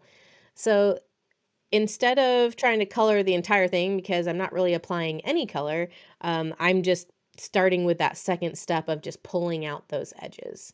So when you're using a 0, you're just going to jump right to that step of pulling out that darker color from the edge and out towards the edge of your coloring you're going for. So for the face, I'm pulling it out towards the center, and then I'm fluffing up a little bit there on the nose. And then I'm adding back in the dark. I did a little flick of dark on the nose, and then just pulling in a little more dark around those edges there. And that's how you get this kind of light pastel look. And then also the 0 is great for if you start with too dark of a color. fear not. You can lighten it with the 0. So I've actually put down a darker gray than I wanted to, and so I just took a 0 out and just colored the whole thing over it, and it went to a lighter gray that I preferred to. And then just as long as you make sure, especially when you're soaking like that, you just want to make sure you dry before you start applying any more colors. So, but the 0 is something that is very important to have in your collection. It's great for fixing mistakes. You can use it along the edge of the stamp. Like if you actually go over the line, you can usually push it back over the line with the 0.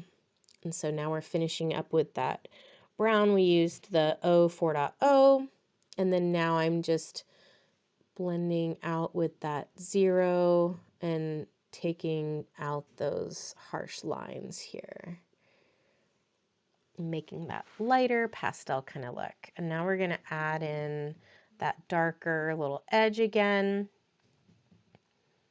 But yeah, the 0 is so important to have. So definitely, if you didn't get the little add-on to the Sky and Sea and the Botanical, definitely make sure you buy a 0. All right, so we got that nice little pastel look, and that's basically the pastel version of this one on the left side. So we took the lighter colors from that original image that we did the duo blending with, and we just made it a lighter rendition of it. And then as it's drying, I'm kind of seeing a harsher line, so that's why I'm going back over it here. And that's another thing, like I said, when it dries, it looks a little different. So always kind of let your image dry, and then that's your finished product. So, but yeah, so it's that same BG 2.1, and it looks like that when you make it a little pastel with the zeros. And then, so now let's try it with the tri-blend. So I'm taking that B 2.2, so it's basically that same selection on the left, but we're just moving down. So instead of using that B 0.3, I'm just moving down in the colors and starting with that B 2.2. Or basically, I guess it's the duo blend and adding the 0 to it for the tri-blend. So we're doing that same color, just like I said, you're going to see me do this 100 times. So this is where I've decided to put the shading for this little Stuffie to make him look like a little curved over stuffed little plushie. And so this is where all my dark color goes that I'm starting with, and then we're going to blend out with the BG 2.1. So just like we did before, I'm pulling out from that darker color and leaving that middle blank. And we're going to pull out that darker color and blend that all out. And if you want to see how to do this on a larger image, I have a lot of coloring on my YouTube, and I'm at chevy.scott.crafts on YouTube, or on my Instagram, I'm at chevy.scott. Chevy's my alter ego for crafting. So when Instagram was getting big, I decided that I was going to make an Instagram account, and it was going to be Chevy Scott, because my middle name is Siobhan. And so that's what I used for my creative persona. And then now everybody's like, well, it's Jessie. So now I'm like, well, Jessie, AKA Chevy, because that's how that's how I'd already started everything out. So that's why you'll see both names. But yeah, so now we're coming in with that 0 and just blending in that center part of all of our blending, or the edges on the arms. Get that tummy. And then we're good to start with the browns. You might hear a cat meow in a second. I've got somebody that would like some love. Which, that's why I always have to check my stamps before stamping, because there might be some kitty hair on there.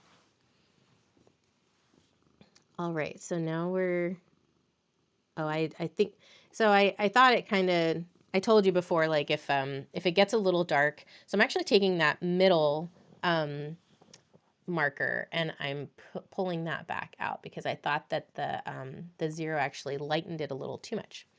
And then so I'm going over it again. And because I have this printed out on the hammer mill, I'm not going to have that bleeding issue because I'm going over it again with another layer. All right, so we're starting with the brown.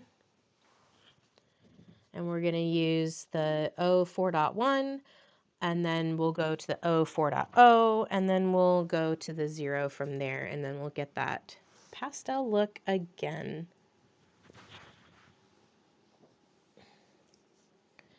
So pulling that out.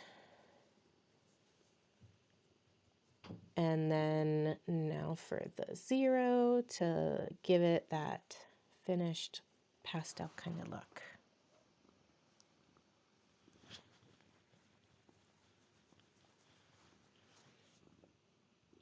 And like I said, if it gets too light, you can always add color back in. That's the beauty of alcohol markers.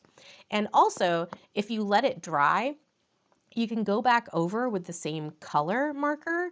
So this is also good for that duo blending technique. If you let it dry, you can take that lighter color and go over it again, and it'll add another layer of color and make it darker too. So that'll help you get like a medium color if you feel like you're missing that from your blending. All right, this page is done, but see how we've got, this is a more pastel look of that one right there. Just adding the zeros to those color combos. All right, so here's another one, and you can pause this right here and write these down. I'm not going to do these. I'm done. I'm not going to do another puppy, but these are some other color combos that I thought would look good using some of those extra colors from that add-on set that we recommended you get as well. And you can use the blue from our set and then do that blue blend with those extra two. And so so that's going to be that blend that's perfect next to each other on the coloring wheel. So you'll have a really smooth blend with that color combo. But yeah, so there's a whole sheet more that you could do. And then look at these. Aren't these so much fun? Like I said, I like going out of the box. And so I actually started this with a violet puppy. I was thinking of using the botanical set. But yeah, so this one I actually did with the teal and brown, but that V2.1, that was unfortunately out of stock when we were trying to do this class setup and everything. So we didn't want to use that, but it should be back in stock now. So you could do that color combo if you like. So here is the pre-colored digis that I made that are on sale on Lynn's website. So you can get these. If you want to see how I colored them, I actually am going to post a video of me coloring these on my YouTube channel. So I put them in my scan and cut, and I was able to make all of these cards. So super quick and easy, just cutting out the image and using the different sentiments. And look at how cute these are. The papers I used are actually Lawn Fawn All of the Dots set, and then Unity Swing into Spring actually matched a lot of the colors that I was using. So really quick, easy cards if that's what you do, because I'm a card maker. And then here's some other ideas. This is a Hero Arts die set that I colored with OLO. So if you aren't into the stamping, you can totally cut out die cuts out of white paper. And especially, I don't know what I want to color them half the time, so I just usually cut them all out in white, and then I color them with OLOs. And so you can get a really beautiful blend instead of just using colored paper. So these are my favorite cards that I've made fairly recently. This is a Mother's Day card, and there's a light behind this one where the mirror paper goes clear. It's kind of hard to see in this video, but you can really make some die cuts pop, and you can color on the vellum, like on that fish tank. So I thank you guys for watching. I hope you enjoy, and here's my bio. Hope to see you on my YouTube channel and on my blog. Thanks for watching, and it's been so much fun hanging out with you guys today. Bye.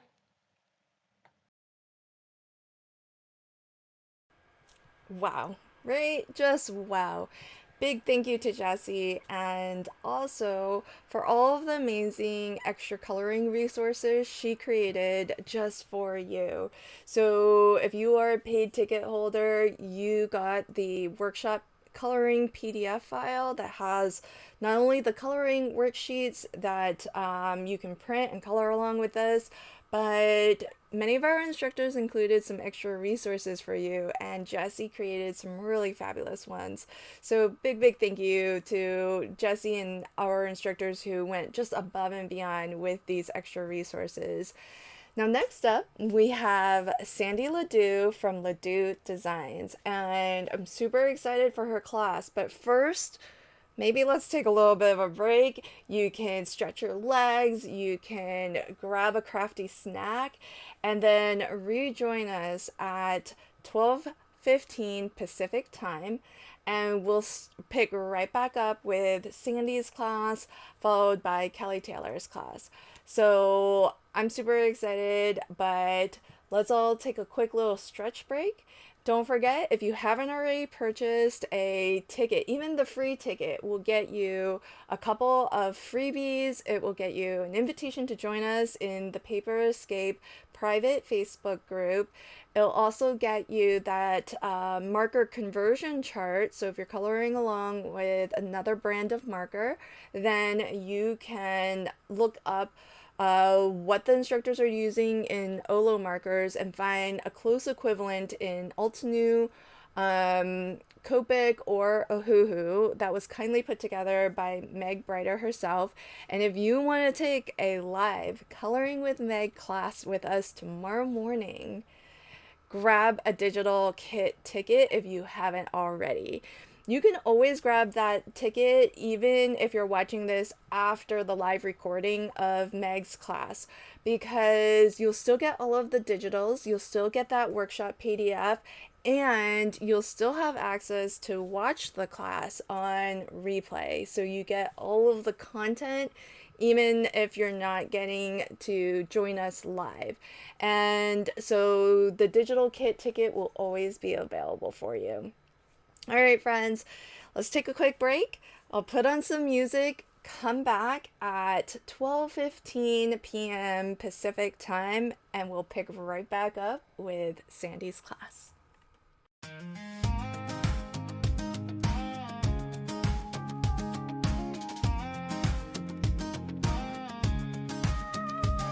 Clear off the table, find your favorite chair. There's a hum of inspiration in the morning air. Grab your bone folder and your sharpest shears. The best weekend of the season is finally here. From a simple blank page to a work of art, we're building something special straight from the heart. Learn from the experts, the friends that you know. They'll take it step by step, nice and slow. Watch it on YouTube, it's all for free. A front row seat for the whole community. Card making secrets and techniques so new. We're crafting right along with you. It's a paper escape, let's create and celebrate. Come and craft the stress away. We've got live streams every day. Cut full glue and spill the tea. You're invited and it's free. A fun-filled getaway of crafts, laughs, and more. It's the paper escape, let your creativity soar. Chat with friends, old and new. Craft along, we're right with you. Classes, workshops, craft each year. The best retreat of the whole dang year. If you want a little more to explore, the bonus ticket opens up the door. An extra day of classes right on your screen, complete with coolest printables you've seen. And for the VIP, the ultimate prize, a box full of beautiful crafty supplies. Stamps, papers, and goodies galore. Everything you love and a whole lot more. It's a paper escape, let's create and celebrate. Stamp and sparkle, learn and play. Inspiration's on the way. Ink it, blend it, share your makes. Add your twist and show us your take.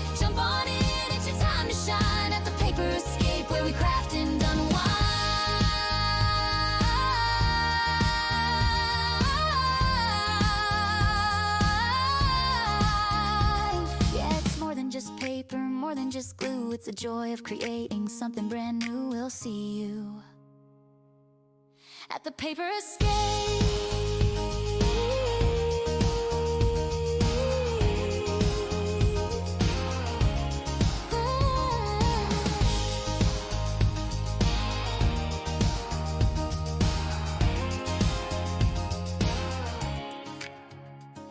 Hello and welcome.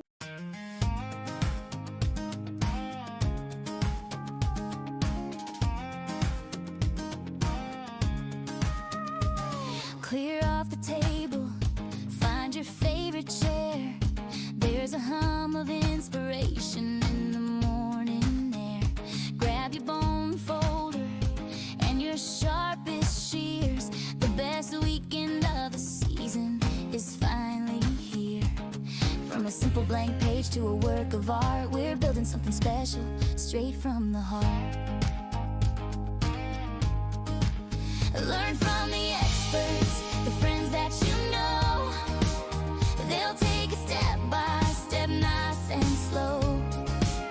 Watch it on YouTube, it's all for free. A front row seat for the whole community. Card making secrets and techniques so new. We're crafting right along with you. It's a paper escape, let's create and celebrate. Come and craft the stress away. We've got live streams every day. Cut full glue and spill the tea. You're invited and it's free. A fun-filled getaway of crafts, laughs and more. It's the paper escape, let your creativity soar. Chat with friends, old and new. Craft along, we're right with you. Classes, workshops, craft each year. The best retreat of the whole dang year. If you want a little more to explore, the bonus ticket opens up the door. An extra day of classes right on your screen, complete with coolest printables you've seen. And for the VIP, the ultimate prize, a box full of beautiful crafty supplies. Stamps, papers, and goodies galore. Everything you love and a whole lot more. It's a paper escape, let's create and celebrate. Stamp and sparkle, learn and play. Inspiration's on the way. Ink it, blend it, share your makes. Add your twist and show us your take. Jump on in, it's your time to shine at the paper escape, where we craft and unwind.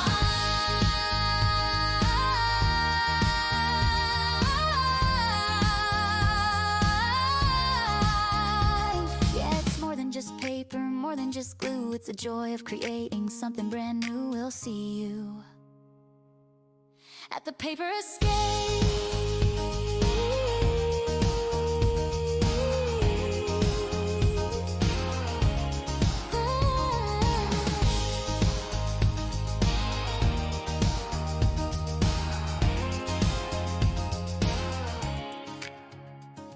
Hello and welcome.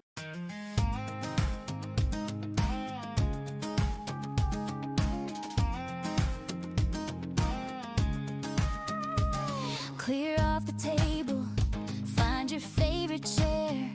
There's a hum of inspiration in the morning air. Grab your bone folder and your sharpest shears. The best weekend of the season is finally here. From a simple blank page to a work of art, we're building something special straight from the heart. Learn from the experts, the friends that you know. They'll take it step by step, nice and slow. Watch it on YouTube, it's all for free.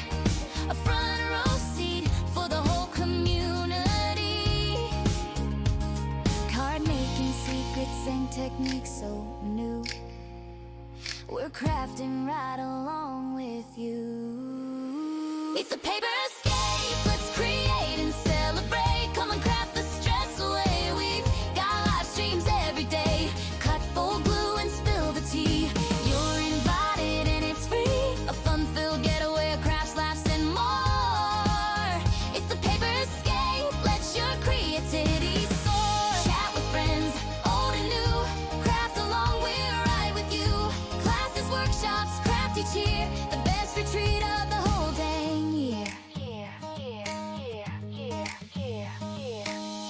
If you want a little more to explore, the bonus ticket opens up the door. An extra day of classes right on your screen, complete with coolest printables you've seen. And for the VIP, the ultimate prize, a box full of beautiful crafty supplies, stamps, papers, and goodies galore.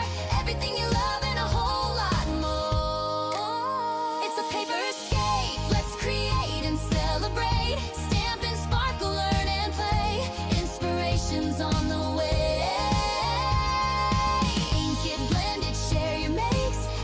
Twist and show us your take. Jump on in, it's your time to shine at the Paper Escape, where we craft and unwind.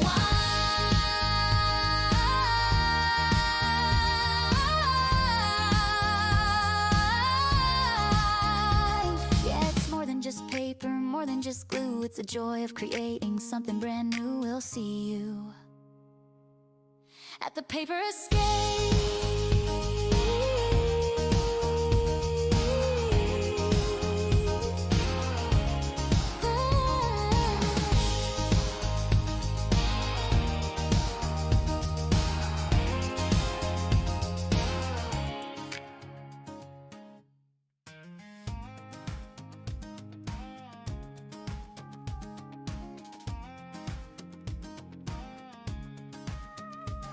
Clear off the table, find your favorite chair. There's a hum of inspiration in the morning air. Grab your bone folder and your sharpest shears. The best weekend of the season is finally here. From a simple blank page to a work of art. Hello, everyone. Welcome to the 2026 summer break. I hope you guys are having a great time so far. All the classes, I'm sure, are wonderful already. This is going to be skin and hair, focused on skin and hair with this adorable little girl. You should have a paper like this.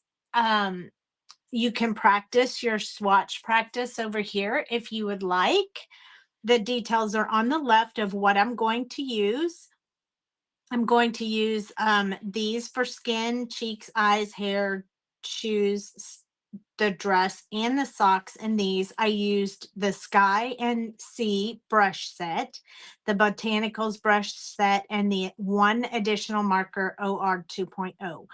So I used pieces from those sets, but I really only used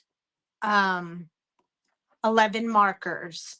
So in total, I have OR 2.0. That was the additional one that I added. And then we have 04.6, 04.3, 04.1, 04.0.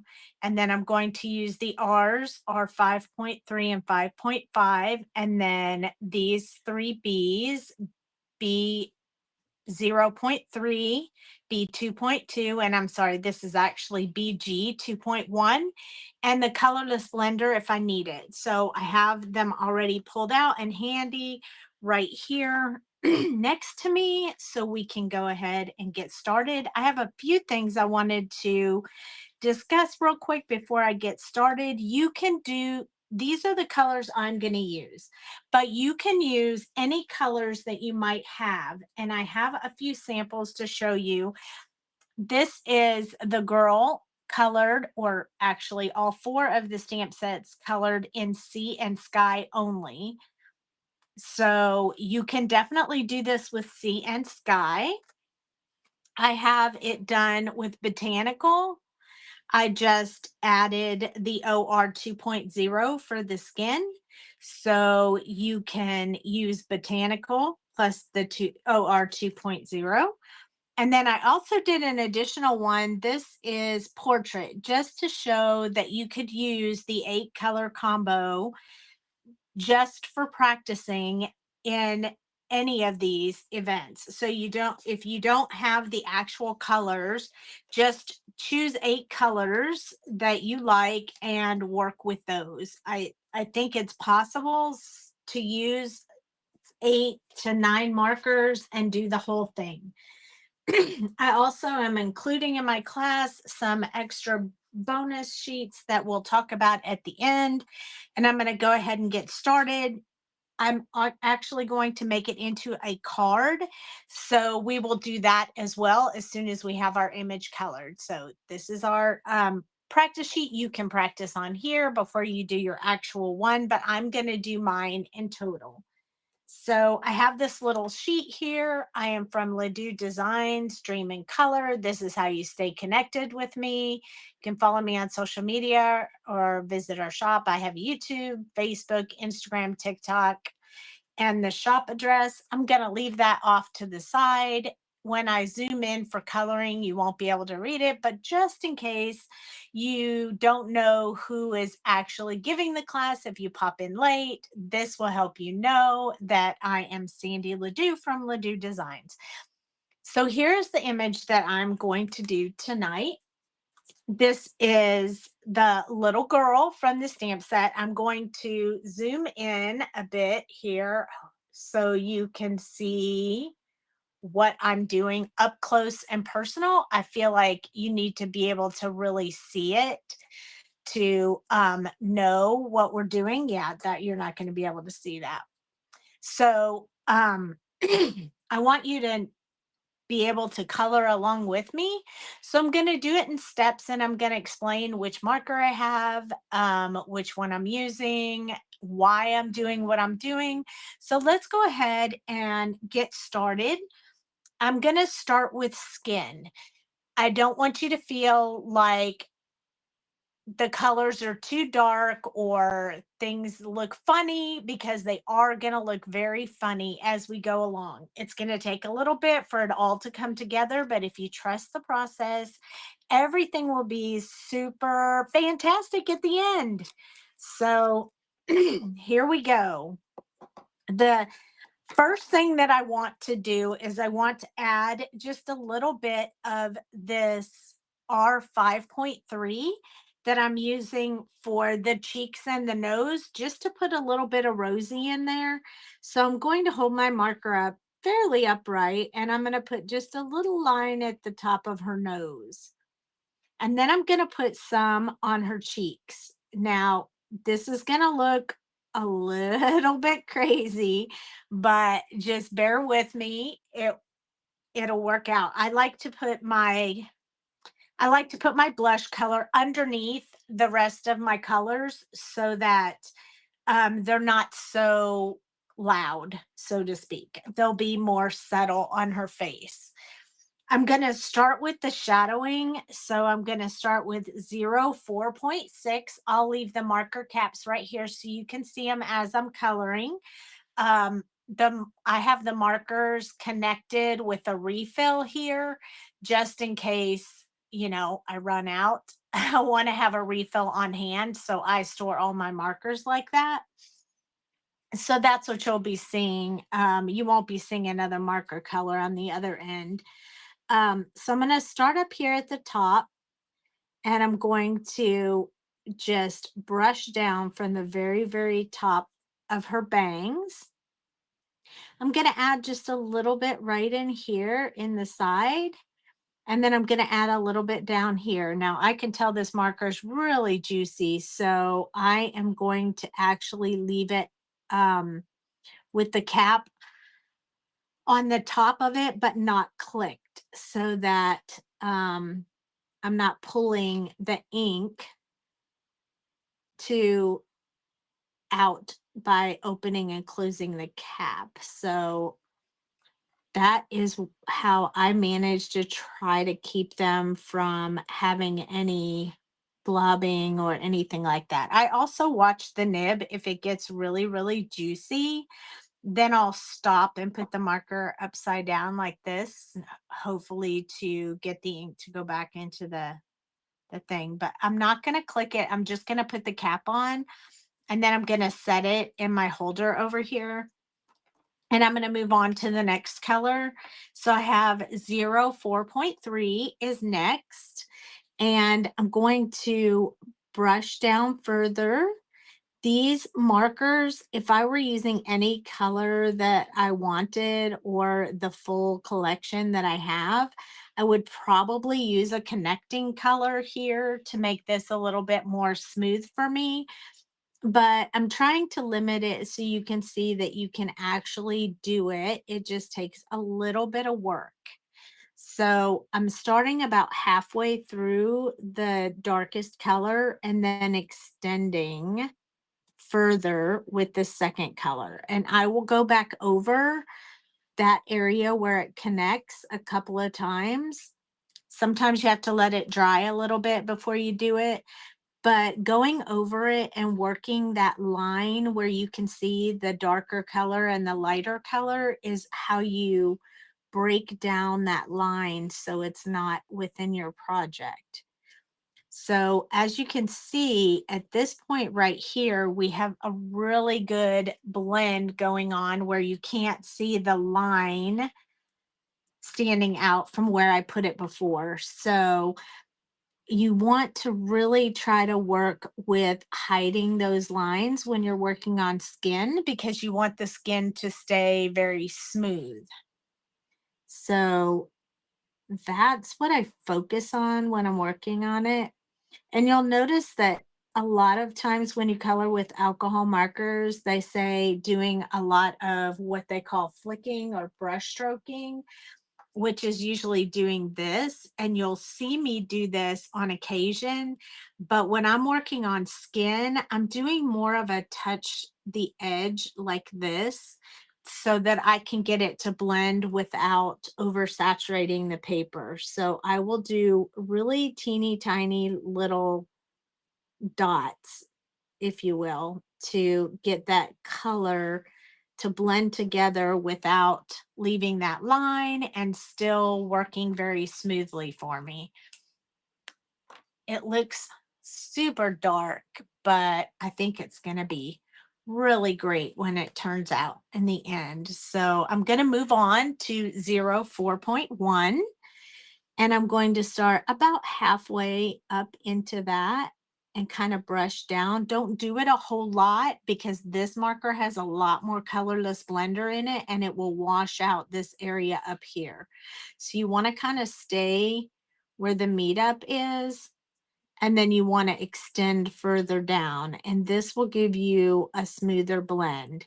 Definitely don't put this marker all the way up into that darkest color because it will become splotchy looking because there's a lot of colorless blender in this marker compared to the first marker that we used.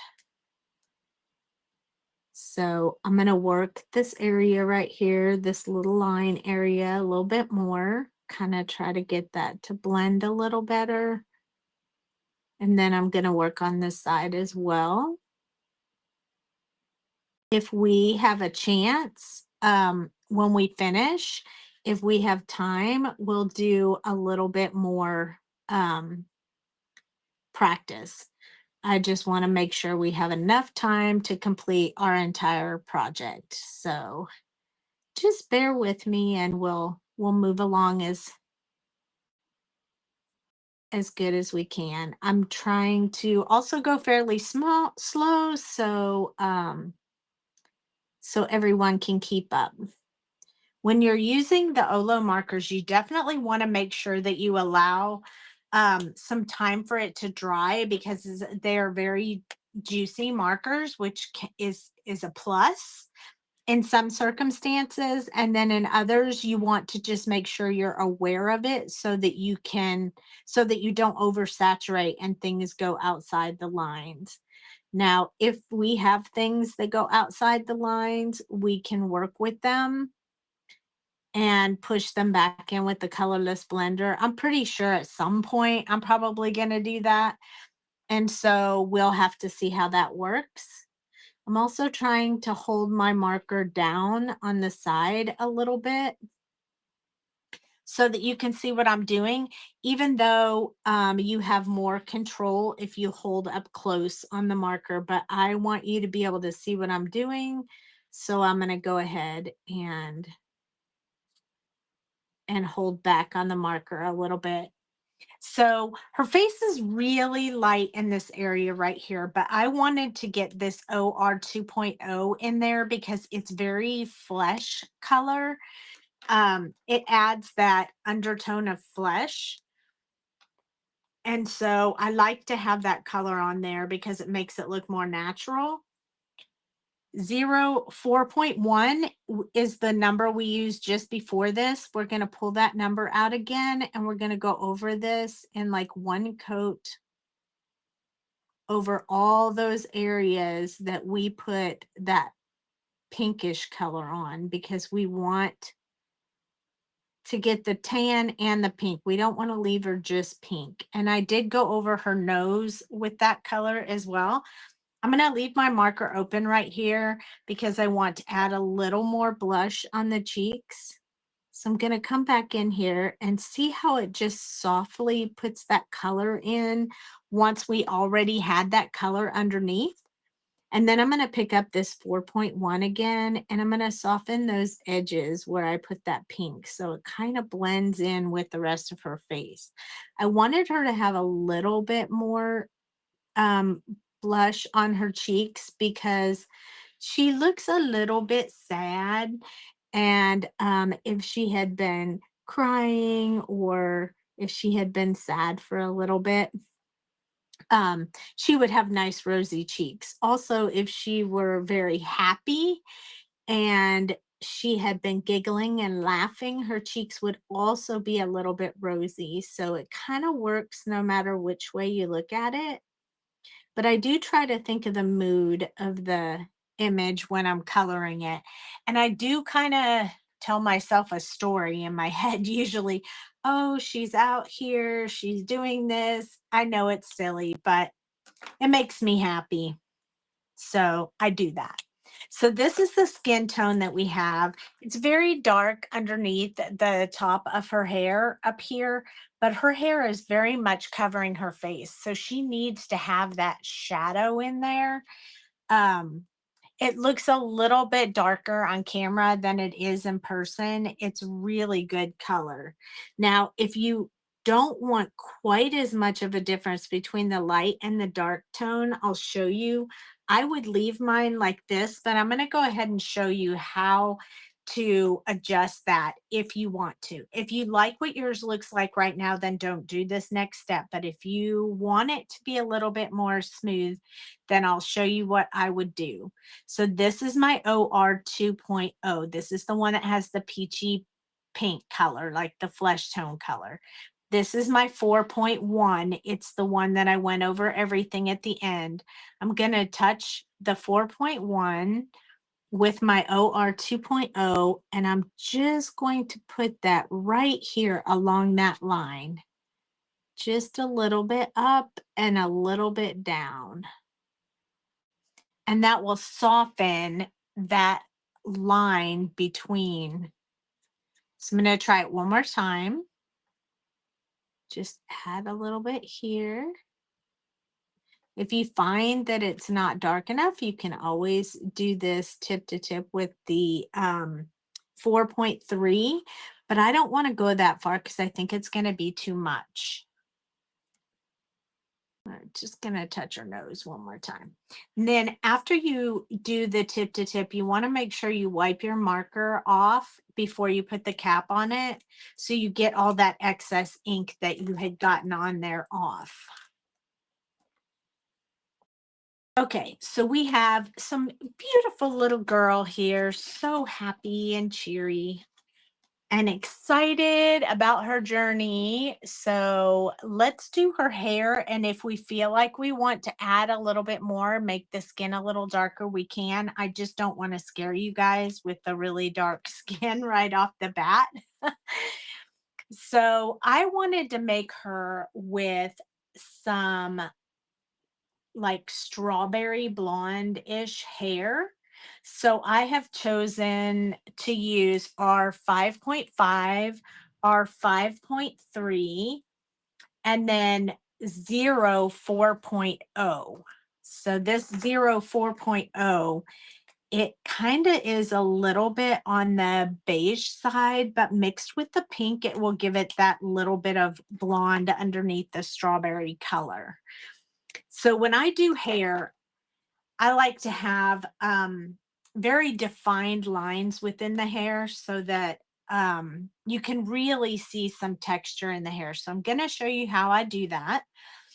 And I do have to hold the marker upright. So I'm going to try to turn the picture and sort of hold back on the marker. If I were you, I would hold way up, but see, you can't see what I'm doing. So I'm going to try to do it from here so you can really see what's happening. So my lines will be a little thicker than I normally like them to be, just because of how I'm holding the marker. Also, when I make those lines, notice that I'm kind of keeping them with the angle of her hair. Whichever direction her hair is going, you'll see that that's the way my brush strokes go. And that's what helps it give texture and look like natural hair. So anywhere where it's overlapped like that, you're going to have a shadow there. So I'm going to put this color in there. And then like here's a little hidden place. This is overlapped right here. This part right here is overlapped a little bit here. And then down here and right here and right here. And those are just putting in the very dark shadow color. So right here, I want that to be fairly dark right there as well, because that hair is tucked behind. Now we do need a few additional brush strokes to make it look like real hair. So I'm just going to add them myself wherever I want them to be. So kind of adding a little bit in each section. I want to put a little shadow right there. And then I'm also going to do a couple from the edge of the hair just to kind of get it consistent. So you have a little bit of darkness on the end and you have a little bit of darkness up here at the top where her roots are. That side is a little bit more challenging because of all the tucking in and out of the hair. But as long as you follow each section of the hair, you will be fine. So I'm going to do the same thing on this side, but I'm going to try to keep those brush strokes going in the direction of the hair. So again, that might be something that you'll want to practice on your practice sheet, trying to do them in a curved. It takes a little practice to get that going, but if you practice it, you'll get it down and it will be nice and easy for you. In time, it won't be easy right when you first start off, but you'll get there. And this part back here doesn't have any artist drawn lines, but I'm going to go ahead and add a few in here because I feel like it needs a few of them. I'm going to put some down here, and that's personal preference. I'm sure that the wonderful person that drew this image gave you enough practice lines in there to teach you what direction the hair was going. So as you can see, if I left it white, you can tell it looks like strands of hair. So that's the basis of it, and that's the most important part. Now with this color, this is the next one, R5.3. If we took that, we could blend right over top and make this all blend together, but I don't want to do that. I don't want to focus on making these two colors blend pretty together because I want to see all those strands of hair. So what I'm going to do now is try to do my brush strokes in between where the other one was. So I'm adding this lighter color in between wherever I put the dark color, but not all the way. I'm leaving some white space for some highlights. So if I want to go up here, I'm just going to try to go in between those lines. It leaves me a little bit of white space, but it starts filling it in as looking like strands of hair. I started on this side because it's a little more challenging than the other side. And I thought if you guys could get this side off the bat, then we wouldn't have any trouble at all doing the other side. So that was my plan. I hope it worked. I'm sure you guys will let me know in the comments what you think. I'm going to move to the other side. I'm really liking how this is coming out. I'm going to tell you a little bit of troubleshooting. Since this video is pre-recorded, I'm going to tell you a few troubleshooting things that I hear that happen to people. And maybe if you're having that trouble, it will help you fix it. So I'm just going to finish up. We're just trying to stay in between the different areas. I didn't leave a whole lot of white on this side, and that's okay. If you feel like you've added so much now in these two colors that you don't have that defined those defined lines as well as you wanted them to be, you can always go back now that the dark R5.5 has dried and add a little bit more in there. I would try to stay on top of the lines that you did the last time just to deepen those up.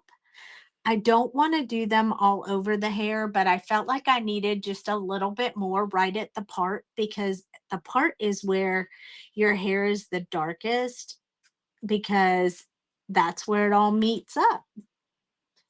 So I'm just adding a little bit of extra. You don't want to oversaturate your paper.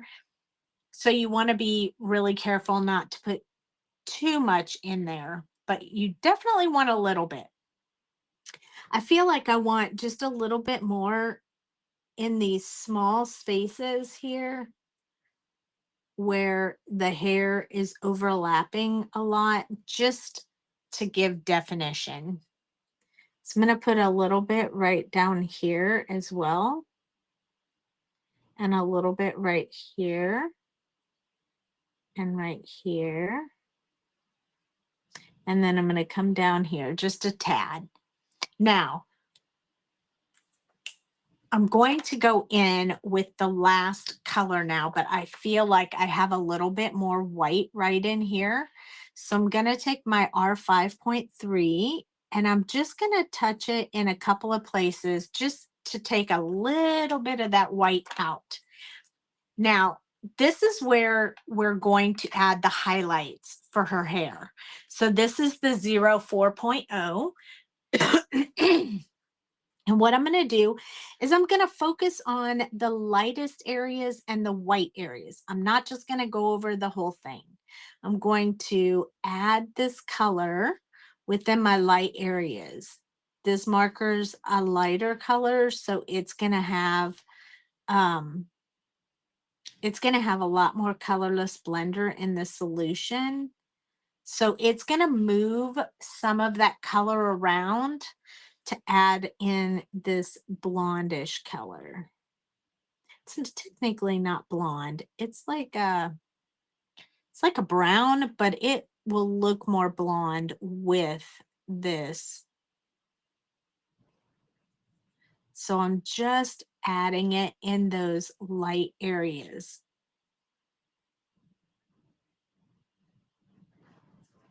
Not everywhere, just in the really light areas, because I just find it really hard to leave white in hair or anything on a card. So let me show you where we are now. So I love it. I think it looks really great like this. The stuff I was talking about earlier, where I said if you're running into an issue, you can, like, if you think that your darks aren't dark enough, go back with just your R5.5 and just add a few more lines. I mean, I love mine the way it was, but I'm going to add just a few more so you can see what I'm talking about. I'm going to add one right in there. And then I'm going to smooth this a little bit by adding a darker line right there because I felt like that line looked like it was a little wobbly. So if you have that, you can I put a thicker line there, and now I'm going to go lighten it a little bit with this R5.3. So I'm going to extend and just kind of add a little bit more there. Also, wherever I touched that darkest marker, I'm going to add just a little bit more of this 5.3. Now, this part right here where I was working on it to fix a line, I'm going to go in and just put this 4.0 right alongside that, because what it'll do is lighten it up, because this has a lot more colorless blender in it. So you want to be careful. You don't want to wash your colors out, but you do want to add it if you need it.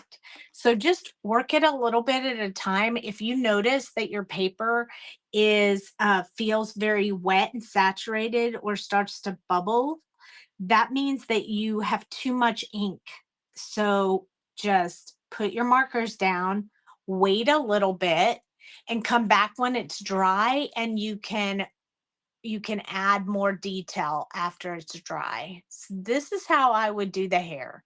It looks like hair, it looks like strands of hair. It doesn't look flat. So that is the focus when I'm doing hair. Also notice that her hair does come over her forehead. It would be a dark shadow area here, and yet her face looks really cute. The colors look really good.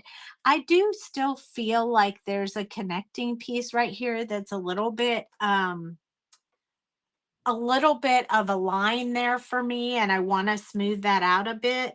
So it helps to allow the image to dry and then come back to it if you feel like it needs a little bit more. So I'm going to take that 4.1 again and just touch over this area one more time. I don't want to do it too much because I don't want to wash out any of that color, but the 4.1 doesn't seem to be doing it. So I'm going to grab the 4.3. I'm just going to add a little bit here. And then I'm going to smooth that out with my 4.1. And notice I'm doing it in the opposite direction because I want to push that color back into her forehead. I don't want to drag it down into my picture. So that just doing that little teeny bit allowed it to take most of that line away and smooth it right on out for you. So that's really the tricks that you can do if you want to change something. Give it time to dry and then go back with the markers and adjust as you would like. So it's kind of whatever you like, do that adjustment. Okay, so we are now going to move on to the outfit that she's wearing. So I decided that I wanted her to have like little socks that are going to match her dress, and then her shoes and this part of her dress are going to match. And then I'm also going to show you how to make the sleeves look sheer, like you can see through them. I think this doesn't happen a lot because people just either afraid or don't know how to do it or don't know how to make it look that way. What I'm going to do is I'm going to grab that 4.1 marker. And what I'm going to do is put a line inside this outfit where her arm would be and color that in. Excuse me. I seem to have a frog in my throat. So I'm going to do that on both sides. It's kind of like saying, oh, I can see those arms through those sleeves, but you have to actually put them there. So I used the lightest skin tone, the O 4.1 to show that her arms are inside the sleeves. We may have to enhance that again after we use the blue colors, but I'll go over that when we get to that. Okay, I want to make the bodice and the shoes the same color. Oh my goodness, I have the hiccups. What are the odds of that happening? 4.3. I need 4.3. So that's this one. And 4.1. And I need 4.0 for this little part of her dress and her shoes. So we're going to start with the 4.3. If you're wondering why I have washi tape on the end of this marker, it means that I already used this refill. So I have to order another one. And that's my cue to know that I need another one. That way I won't ever get stuck with no ink. I don't like that. I have to have ink. So those are my little signals to make sure I'm watching that I, don't run out of ink. So I added this 4.3 to right here under her arms a little bit. I did it on both sides. And then I'm going to do it on each side of her shoe. But I'm not going to touch that top part because I want to make it look like she has little booty socks on.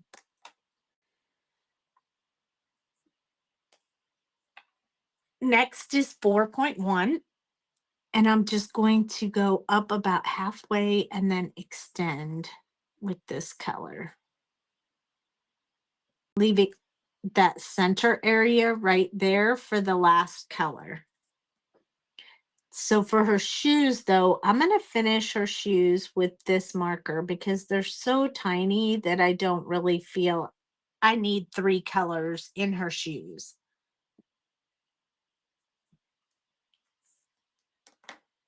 The last color that I had chosen was 4.0, 4.0, or O 4.0, whichever way you want to say that.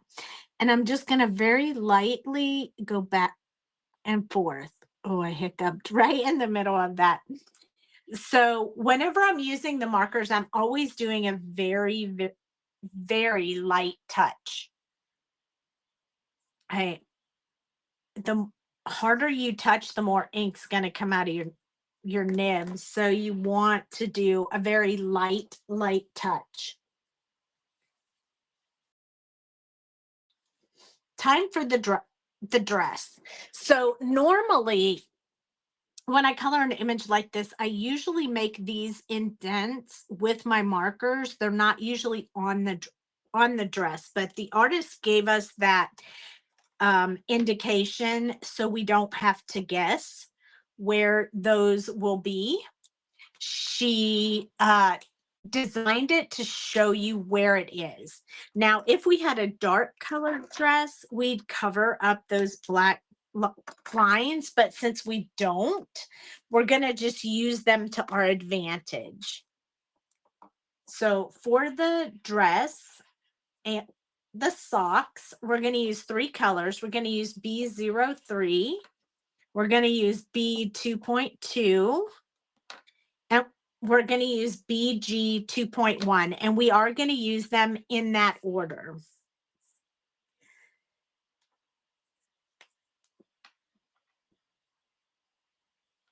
Starting with B0.3, I'm going to put in my shadow areas.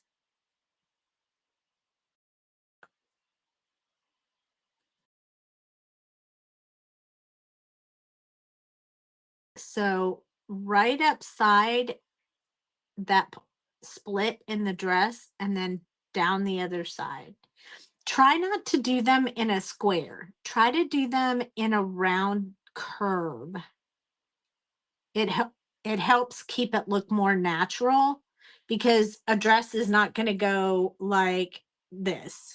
I mean, you want to try to curve that off just a little bit like this, so you get more of a movement. I mean, it's clothes and it's going to have movement, so you want to show that movement. So on this one, see how it's kind of in an L shape? I'll just add a teeny bit more there to make it look a little bit more curved. And then I'm going to put a line back here because that part of the dress is behind what's in front. I also want to add a little bit up here, but when I do this, I'm going to keep those angles going towards those pleated areas within the dress. So notice that my little brush strokes get a little bit longer when I'm going to meet up with one of those. So over here, I'm going to put that kind of dark right underneath her hand, because her hand would be casting a bit of a shadow on her dress.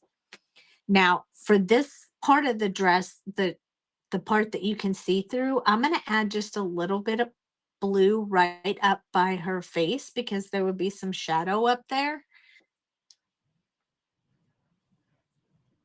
This marker is a bit on the juicy side. Now, these three blue colors are definitely different. Each one is different. So this one is more blue, and this one is more teal. And then this one is more aqua, like with a water green color in it. And this one's more like an ocean blue, and this one's more like a sky blue. So they're definitely different colors, but that doesn't mean you can't blend them together. So starting with bead 2.2, I'm going to just start extending out from where I put those other colors. But notice my brush strokes are longer where the dress meets up for the pleat, and shorter where they don't. We're going to try to build that pleat in there. And this is just from the top, and then we'll go from the bottom here in just a minute. So because this is my middle color, it's also my mid-tone color. So I'm going to just make sure I have a fine line around the outside. I like to say that, around the outside, just to make sure that I have a little bit of color there. Oh, excuse me. Pardon me. Excuse me. Okay, here we go. So just extending in both directions, leaving kind of this little oval circle area where we're going to put the other color. Again, even on things that fold like that, I like them to be rounded. I don't like them to be square. I don't think your clothes ever look square. Now, we're going to work a little bit on these sleeves because we need to start showing the color on the sleeves. So I'm going to do a little bit further under her face and start to go down the inside of her sleeve. And then I'm going to come down here and around. I got a hair on my marker. I have a hair on my marker. Okay, there we go. All right, so this outside part, her arm won't be in there, so I'm going to put a little bit heavier out there on the outside. And then I'm going to save the rest for the last color. Now I am going to go down here and do her socks. I didn't put the darkest color in there, but I'm okay with that. I really wanted them to be just slightly lighter than her dress. Now I'm going to grab the BG 2.1. This one has a little bit of an aqua color to it. I'm going to just go over this whole area right here. So I'm going over that skin tone and extending that sleeve a little bit further. Now, when I did that, I lost a little bit of that skin tone that was under there. So I'm going to grab that same color, 4.1, that we did the arms earlier. And I'm just going to put them back in there a little bit.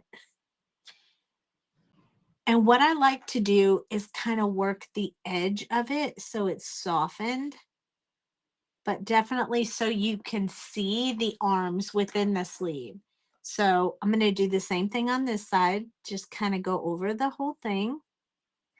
Then I'm going to grab that 4.1 again, put my arm back in the sleeve.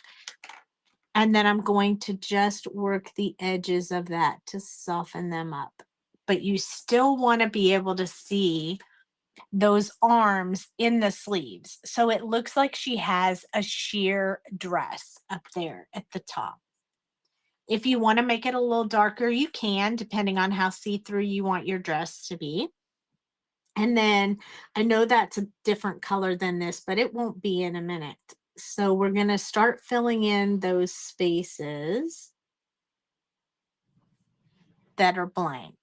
So if you just brush stroke with the side of your marker back and forth one time, it's going to fill in and not wash out all of that color. Then I'm going to do this last one off on the side. I'm going to do her little shoes. Her little socks. Sorry, her socks. And now we have her dress mostly done. It's a lot of fun. It's super cute. It's very subtle, so it goes with that strawberry hair really, really well. And then for the eyes, I have the B0.3. And I'm going to do her eyes. So all I'm going to do is take the marker and just stay really close to the black on her to the black pupil, and just add a very thin line. Notice I'm not doing it from this direction. I'm doing it from this direction so that any excess blue that goes on there is going to go into the black area of her eye. Like, I don't want to mess up that white area. So I did it from the black side so I could add just a teeny bit of blue in those eyes. Now, we have our girl finished. She's so pretty. If you want to add more dimension, all you would have to do is add thicker, darker lines like in here. If you want this to be darker, just go in and add a little bit more.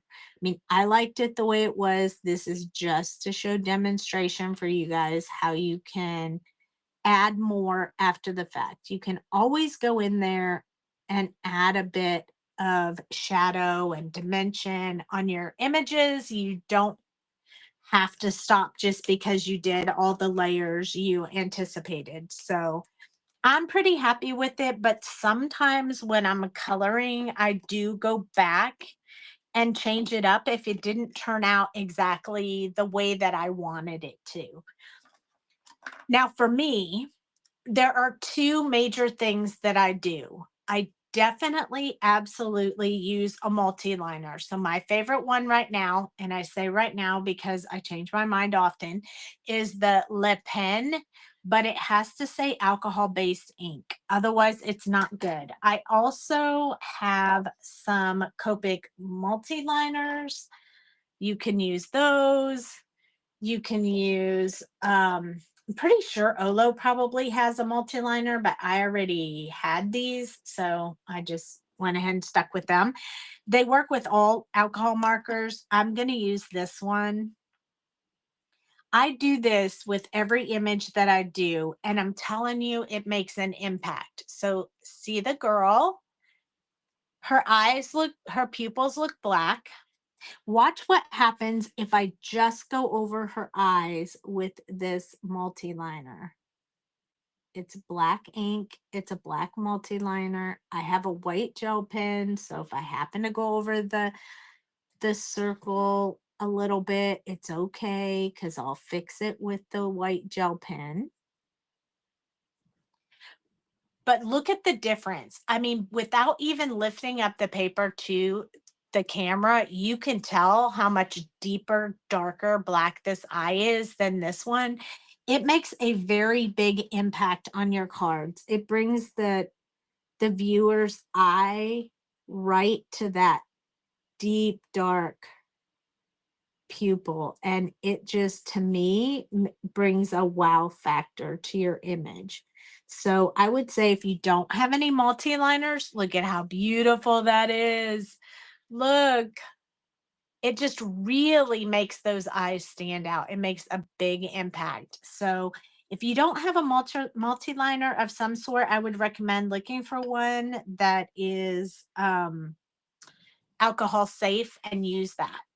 Now, once we use the black, you have to wait a little bit before you use the white because it needs to dry. Otherwise, your white turns gray. So while we're waiting for that to happen, I'm going to go ahead and zoom out just a little bit so I can show you a really um, quick and easy, simple card for this girl. So I chose this hot pink card base. So I'm gonna I always have my card bases pre-cut and ready to go. I have probably 100 of these papers in all different colors so that whenever I'm ready to do my cards, I can just pull the color that I want. I'm just using my soda press here to burnish the edges. You can use whatever bone folder you have. Um, Whenever I use a colored card base, I will always put a white cardstock on the inside, cut a 1/4 of an inch shorter so that the person, like if I were to sell it or give it away or whatever, people will be able to sign the inside of the card. They don't have to have a dark pen or, no issues there, especially if it's like black card base. People have to have a white gel pen, and not all people who buy cards have white gel pens. So I just make it a habit to always put a white card base on the inside of my colored cards. So there we go. And then highly recommend always mark your work. Otherwise, someone will see it, like it, and never know who did it. So very important to do that as well. I have cut a couple of more just solid cardstock, 1/4 of an inch smaller. So this is a 1/4 of an inch smaller than the actual A2 size card. And then this one is a 1/4 of an inch smaller than the previous one. So just getting a 1/4 of an inch smaller as I go in. And that leads me to, I'm going to have to cut this one to fit inside that. So it needs to be cut a 1/4 of an inch smaller than this one. So I did, this is 4 1/4 by 5 1/2. So this is 5 1/4 by 4. And this one is 5 by 3 3/4. So this one will need to be 4 3/4 by 3 1/2. So I'm going to measure it carefully because I want to cut the same amount off of each side. So I want to get this down to 3 1/2. So I'm going to cut just 1/8 of an inch off of that side, and then 1/8 of an inch off of this side. And we're just going to go back and forth until we get it where we want it. I want it to be at 3.5, so I'm going to cut 1/4 of an inch off this side, and then I'm going to flip it around, cut 1/4 of an inch off the other side, and then that gets me the perfect size to go on top of here. And then the top and the bottom is 4 3/4. So let's see, that would be here.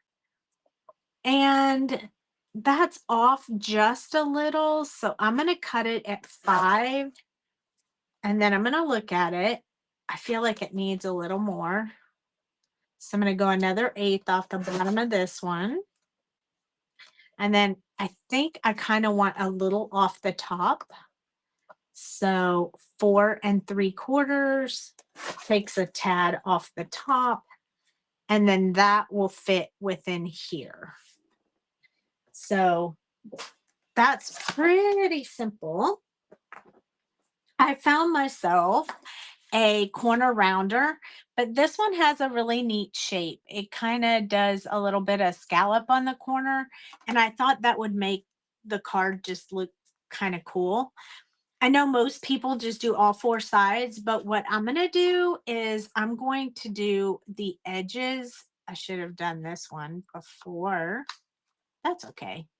It still cut it. See, it's got this little edge. So I'm only going to do the 2 outside edges on all of the papers. So I have to do it on the card base here and here.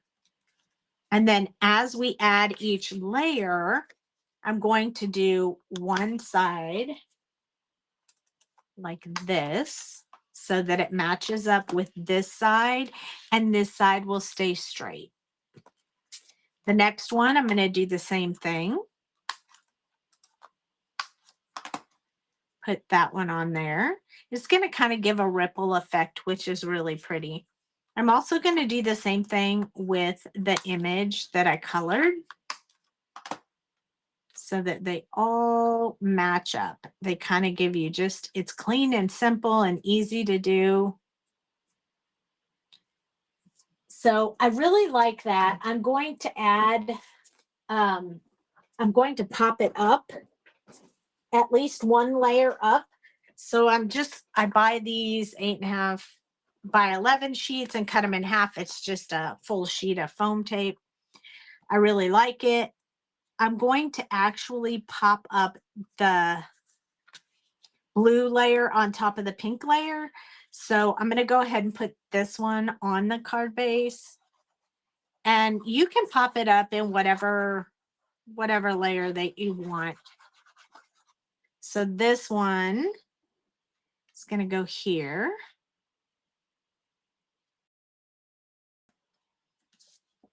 Use this to spread the glue out, press the card down.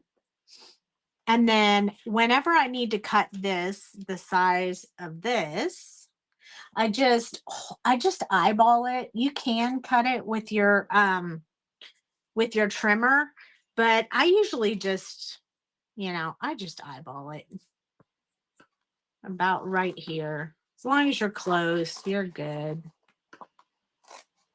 I'm not all about exact. It's just the way I roll. I'm going to do the same thing on this side. I think that this is big enough. So I'm going to cut just a little piece off here. And if I wanted, I could add a little piece right there on the edge. I have some scraps from when I made something earlier. And I think there's one that's almost exact. So look, it fits perfectly right there. I always save my scraps so that I can use them as filler.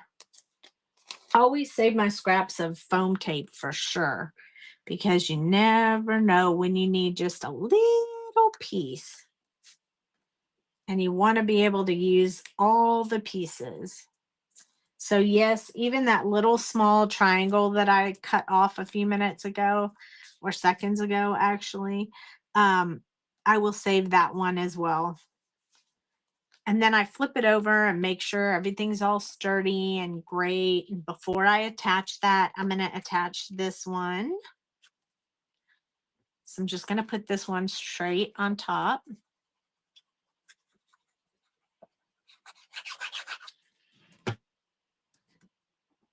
Just like this.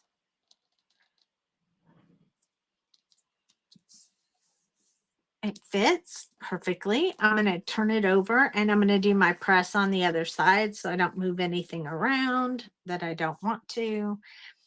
And then I'm going to peel this off.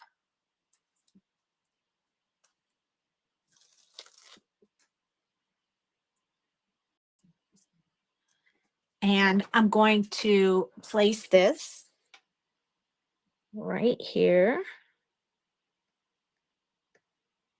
Sometimes I put glue on the back of the sticky if I'm worried that I'm not feeling like I can line it up, but otherwise I just roll with it. So we have some dimension here. It's layered up a bit. We have a beautiful card, and now we need to add just a little bit of bling. So I have this little free gift that I had gotten from Not Too Shabby when I ordered their dies, and I'm going to use them today to decorate my card because there are some perfect colors in here. So I love the pinks. One matches the inside of her hair and this one matches the darker lines. So I really love that. And I'm going to use these on my card. So I think I'm going to use the darker one up here. And then I think I'm going to mix and match with those three colors. And I'm probably going to put 5 of these on there just because I think it'll be fun to have just a few in maybe each corner. So 1 there and then 2 over here. I'm going to use this time the lighter color down here. And then I'll use the darker one over here. And then I have this adorable little clean and simple card that we colored together. And look at that skin tone, so smooth and silky and pretty. And the hair's beautiful and you can see through the clothes. And I really, really hope that you learned a little something from this class today. I hope that you enjoyed it. I hope that you'll try and practice with your little girl. If you got the VIP, you have the stamp set, so you can totally practice on that. You can also practice on this practice sheet that you got. As you can see, I was playing around with the colors over there as well. So they're definitely helpful to get some practice going on there. So use the tools that you have. I also wanted to let you know that I have a couple of things that I prepared. So, but I want to explain to you what they are and how they work. So this right here is a practice sheet for you. Should be in your stuff that you got, hopefully. What it is this is the sea and sky colors right here, all 8 of the sea and sky colors. The top 3 were blended on this side, and then this one is right here. It needs a bit of help to blend with the other ones because it needs an in-between color, or you have to start fishing through the colors. So I gave this to you to practice. I also, these are the O colors, and 4.6 and 4.3 are on this side, 4.0 and 4.1 are on this side. So it just kind of gives you a chance to practice blending them together. This is 2 violet colors, so they're on this side, 2 red colors on this side. All 3 of the G and YG colors are on this side. Your YO is on this side. And then this is the curated set. So if you got the curated set, that's the additional markers that each teacher added to their class.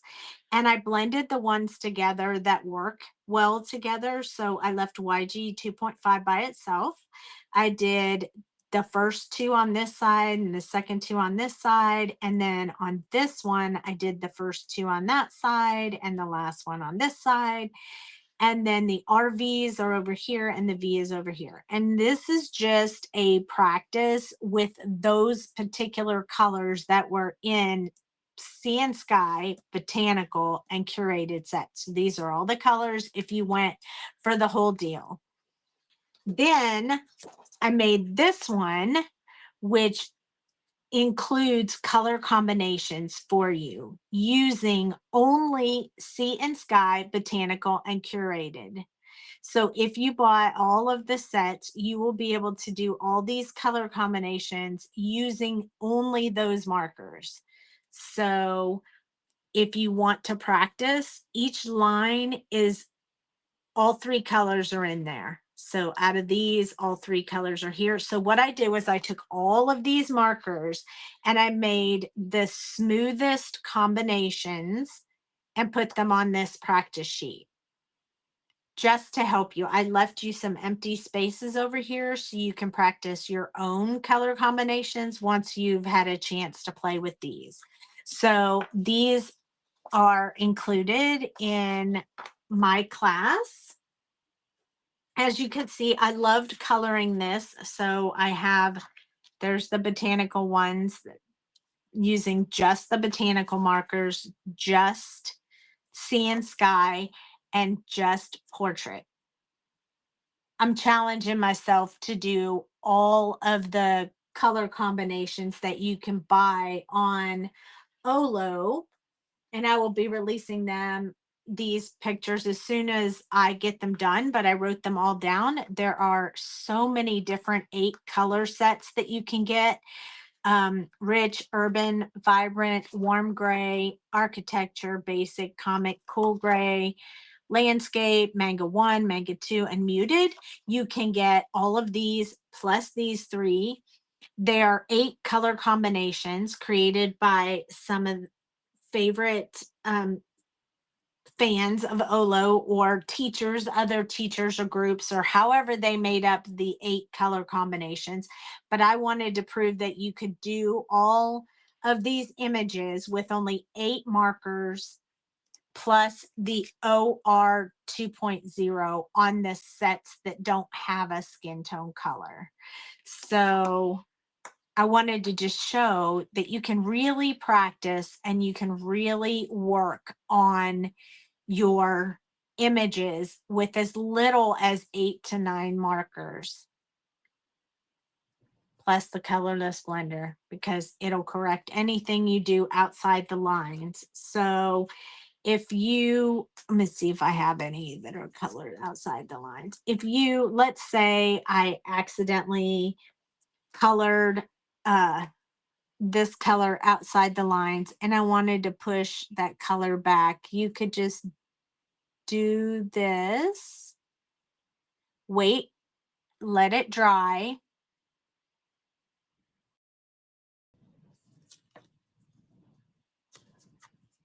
Let's see if you can see it. You can already see this spot showing up.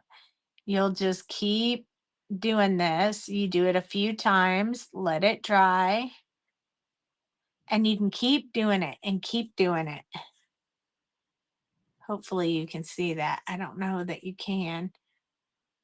But you can move ink with this colorless blender. See how the ink is starting to move? That's the best thing about this colorless blender. You can push ink back inside the lines with it, and you can also texturize with it. So if I hold this colorless blender right here in the middle of this blue line, it's going to move the ink. See how it's starting to make a big white circle within that ink. And the more you do it, you have to let it dry in between, but the more you do it, I see, I'll zoom in a little bit more. Then maybe you can see it. You let it dry, you do it again, you can start pushing that ink out of the spot. So this is an extremely helpful marker. It's the one I would recommend you buy before you buy anything else so that you never go without it. But that's just I think that's just a me thing. um, I also wanted to share with you a little bit about Ledoux Designs. We have, this is the thing that I showed you earlier if you want to find us, but I have also created an an OLO, see OLO. I actually have Copic, Ohuhu, and OLO, but I have this book that I created that I sell on the Ledoux Designs website. Hold on, back out a little bit. You can get just the digital papers. They print out like this, or you can order the book. You can find it on our website. If you get the book, it includes all 256 swatches for all of the OLO markers. Isn't that beautiful? Yours would be blank and you would have to color them in. And then I have covered up the combinations because that's what you get when you purchase the book or the pages is you get color combinations. So you'll get 4 sets of color combinations to do circles. This is practicing the blending, smooth blending. Then you'll get 4 blank. And this will allow you to try other color combinations. Then you get trying to mix different colors, different shades, different color families. And I will give you those numbers and 4 blank. So it kind of works that way all the way through the book. I give you 4 sets of color combinations and a blank one for you to practice. So we have skin, hair. These are all done with OLO. More hair, because who doesn't need lots of hair? Eyes, clothing. There's the pleats we were looking at earlier. As you can tell, they look like this. Once you color them, they look like this. So kind of that practice in that. Wood, trees, leaves, flowers, ice cream. These ice cream down here have chocolate chips and blueberries in them. Doesn't that look yummy? And then shells. And then, well, that one's mine. That's the hex chart. You won't get that because that is Sandy Allnock's hex chart. But then you'll get coloring techniques, tips, all about OLO markers, OLO coloring system, and additional important information and troubleshooting. And then on the back, it'll say which one it is. We have it in all 3 of them. And if you're interested, you can get it in book form. If you get the book form, you also get the digitals. So if you need to replace any, you can do so. So that's a helpful tool. And then I have very, very, very much enjoyed. I'm thankful that I was invited to come and teach at this event. That concludes the skin and hair class for today with Sandy Ledoux. Feel free to follow me. I am live on Facebook on Tuesday and Thursday nights at 8 Central. I would love to have you there. You can find us here. I also upload them to YouTube. So if that time frame doesn't work for you, you can watch YouTube. I also have Instagram and TikTok, and you can come visit me there. And I would love to see you. And I hope that you loved this event. And thank you so much for joining my class. I hope you have a great rest of your day. Goodbye.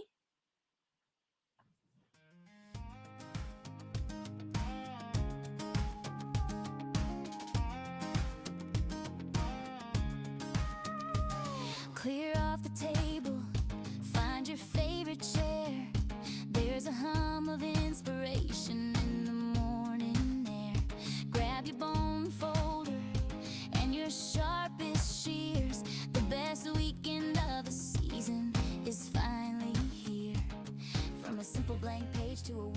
Hi guys, my name is Kelly Taylor, and today I am going to be showing you two different ways to color this flower. One of the ways is the way that I approach coloring now, and one of the ways is the ways that I approached color when I was intimidated by darker colors. So the first way that we're going to color our flower is using our darkest color first. In this case, my darkest color is an RV 1.5, and then I'm going to put that down where I want my shadows to be. And when it comes to shadows, we want to add them where 2 points meet. You're always going to have a darker shadow where things are gathered, and then you're always going to have a shadow where one object lays on top of the other. So where these are meeting the center of the flower, those are going to be darker shadows, and where one petal lays on top of the other will be darker shadows. Where a petal curls up over itself will be darker shadows. And then once I put down my darkest color, I move to my mid-tone. I cover my darkest color completely, and then I extend out that color, and then I switch to my lightest color. So I went from an RV 1.5 to an RV 1.3 to a V 1.1. And now with the lightest color, I fill that in. And there I have my little bit of shadows. If you are unhappy with the shadows, you can always go back in with your darker color and add those back in. Now, if you are intimidated by darker colors, instead we're going to go about it light to dark, dark to light. So we're actually going to go in with that V 1.1, and we are going to lay down our shadows with that. So we're going to put it down where those petals are meeting the center, where one petal is on top of the other, and where one is curling up over itself. Then once we have those shadows down, we're going to move to our mid-tone, the RV 1.3, and then we're going to go back over what we've already laid down. We are not going to extend it out at this stage. We are only going to go over the lightest color that we've already put down. This helps us build out to our darkest color without starting there when it's really kind of scary because everything is white. So we're going to work our way out to then the RV 1.5. So here, we've laid down our lightest color, we've laid down our mid-tone, and now we're going to go in with our dark color, that 1.5. And again, we're not going to extend it out. We're only going to go over what we have already put down. There should be lots of white space in our petals. There should not be anything completely filled in. You will have some areas where like maybe you have a smaller petal or a petal that's like folded over itself that will be darker versus one that's completely open. That one will be lighter, but for the most part, we should have a lot of white area. Then once we have that RV 1.5 down, we're going to go in with our mid-tone, the 1.3, and we're going to go over what we've just done, and we're going to extend it out. So we're going to cover that RV 1.5 and extend it out into the rest of the petal. Our highlight color is only going to be just the lightest areas. So that V 1.1, there's not going to be much left. When you're coloring an object, typically what you see the most of is your midtones. In this case, I'm using only 3 colors, but typically I do use 4. So I have a light midtone and a dark midtone. But in this one, the image just wasn't necessary to have that many colors, and I didn't want to overwhelm you. So here we're going in with that V 1.1, and lighter colors will lift darker colors.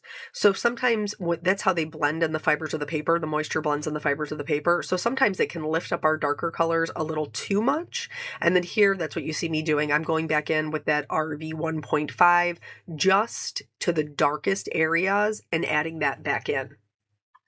Now that we have our flowers colored up, we're going to apply the same thing to our leaves. The leaves have a lot less real estate, but we are still going to do the same technique. This technique will work with anything. We get our contrast, which is our dimension, through using darker and lighter colors. So it's incredibly important to incorporate both into your coloring. So here, this is the one where we're starting with the dark color. So I've started with a YG 8.7. Now I'm going in with the YG 8.5, covering up the darkest color, extending it out. And then with the lightest color, which is a YG 2.5, I'm just going to fill in the highlight portions, which is the white that is left. I was very happy with the way that these came out. But if you are intimidated by darker color, again, incredibly helpful to go in with the lightest color first. We want to add the shadows where they're coming out from underneath the petals. That's where we're going to have the most shadow. So starting with the lighter color, we're putting that down. And then we're going to go over it with their midtone, the YG 8.5. And then last, we're going to go over it with the YG 8.7, which is our darkest color. Again, we're not extending out. We're just covering what we've already colored. And now, once we've reached the darkest color, when we head back through the midtone, this is where we will extend it out and we will leave just a little bit of that white for our highlight, which for me on these leaves is just going to be on the edges. Again, lighter colors can lift darker colors. So if you have too much lift, then you can go back in with the darker color and just add it into those little nooks and crannies. So here's our flower colored, our leaves colored. Now I'm going to do the center. The center, I originally picked a YO 2.3, an O 1.3, and the O 2.5. I actually ended up adding another color. So this one does have 4 because I wasn't getting the dimension that I wanted. Don't be afraid to kind of, switch it up on the fly if you're not getting the look that you want. So I did just dots in the darkest color because again, we don't have a lot of real estate here. So I'm just doing dots. Even with darker colors, the contrast is what gives us the dimension, but we don't need a ton of it. So if you are scared, you could just do little dots of dark color in the darkest areas and still get dimension. So now I'm going to bring in this I think it's a 4.6. And now this is going to create a lot more dimension. So I'm going to do the lightest color. This is the one where we're back to light to dark, dark to light. So I went in with the lightest color, and then I'm going to go in with what is now my light midtone, because now I'm working with 4 colors. And then the dark midtone, which is the a 2.5, and now my new darkest color is the O 4.6, and then from there I'm going to work back out. But notice when we're doing this, even though this is such a small area in the center, you can still see white because we're just doing little dots in the darkest area. And now that I've gone all the way out to my dark color, now I'll go right back over that dot of dark color with my midtone and then just extend it out just a little bit for each consecutive one until we get to the lightest color, which is that Y0 2.3. And then it's going to have quite a bit of dimension. So these are both of the flowers colored. I did do a full card with a bunch of the colors that will be shared. Thank you guys so much for joining me. I hope that this was helpful to you, and I hope you look forward to the next lesson. Wasn't that cool? How amazing to see that you can be successful coloring both light to dark or dark to light. So do not stress about it. I know when I first started learning how to color with alcohol markers, that was one of the biggest, most confusing things in my mind. Like, I kept hearing different people suggesting different things, and there's a reason for that. Everybody colors differently. So try them both ways, and then whichever method you like the look of best or that feels the most comfortable for you. I hope that you can come back to Kelly's class, and it's a really nice quick refresher for how to be successful regardless of whether you like to color light to dark or dark to light, because there is no wrong answer. Big thank you again to all of our day 1 instructors, Aditi, Jessie, Sandy, and Kelly. You all are so fabulous. I cannot thank you enough for making this event as amazing and special as it is. And that wraps up day 1, friends, but we're not quite done yet. hang tight. When this video ends, you will get redirected to a special live Q&A with me and Lori Craig. So I hope you join us and get all of your questions asked and answered. That live stream, if for some reason YouTube doesn't take you there directly, it will be on the Paper Escape channel. So just look for the live tab on the Paper Escape YouTube channel and you'll find it listed there as well.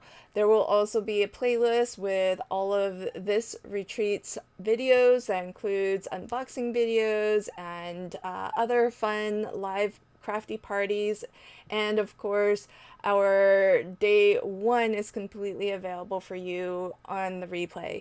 So I hope you'll bookmark this and come back to it time and time again when you're looking to just take another couple of steps down your coloring journey.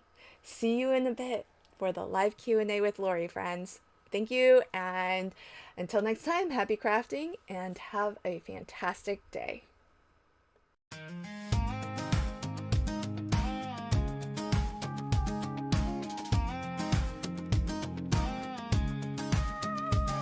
Clear off the table, find your favorite chair. There's a hum of inspiration in the morning air. Grab your bone folder and your sharpest shears. The best weekend of the season is finally here. From a simple blank page to a work of art, we're building something special straight from the heart. Learn from the experts, the friends that you know.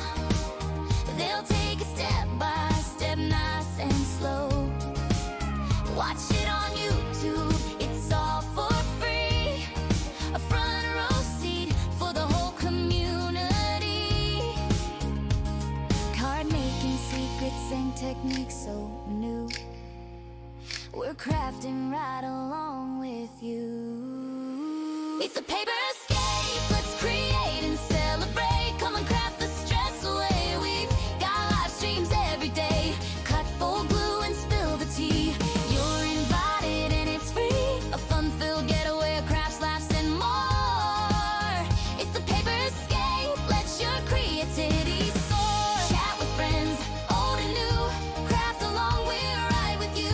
Classes, workshops, craft each year. The best retreat of the whole dang year.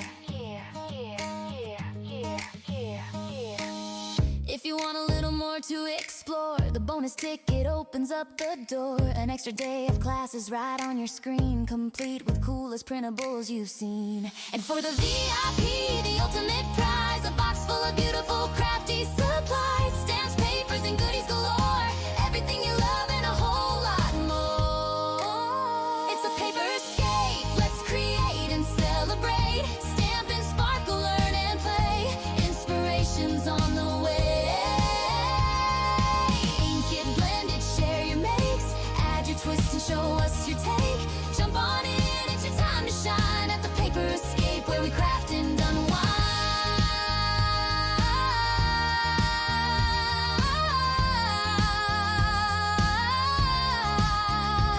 Yeah, it's more than just paper, more than just glue. It's the joy of creating something brand new. We'll see you at the Paper Escape.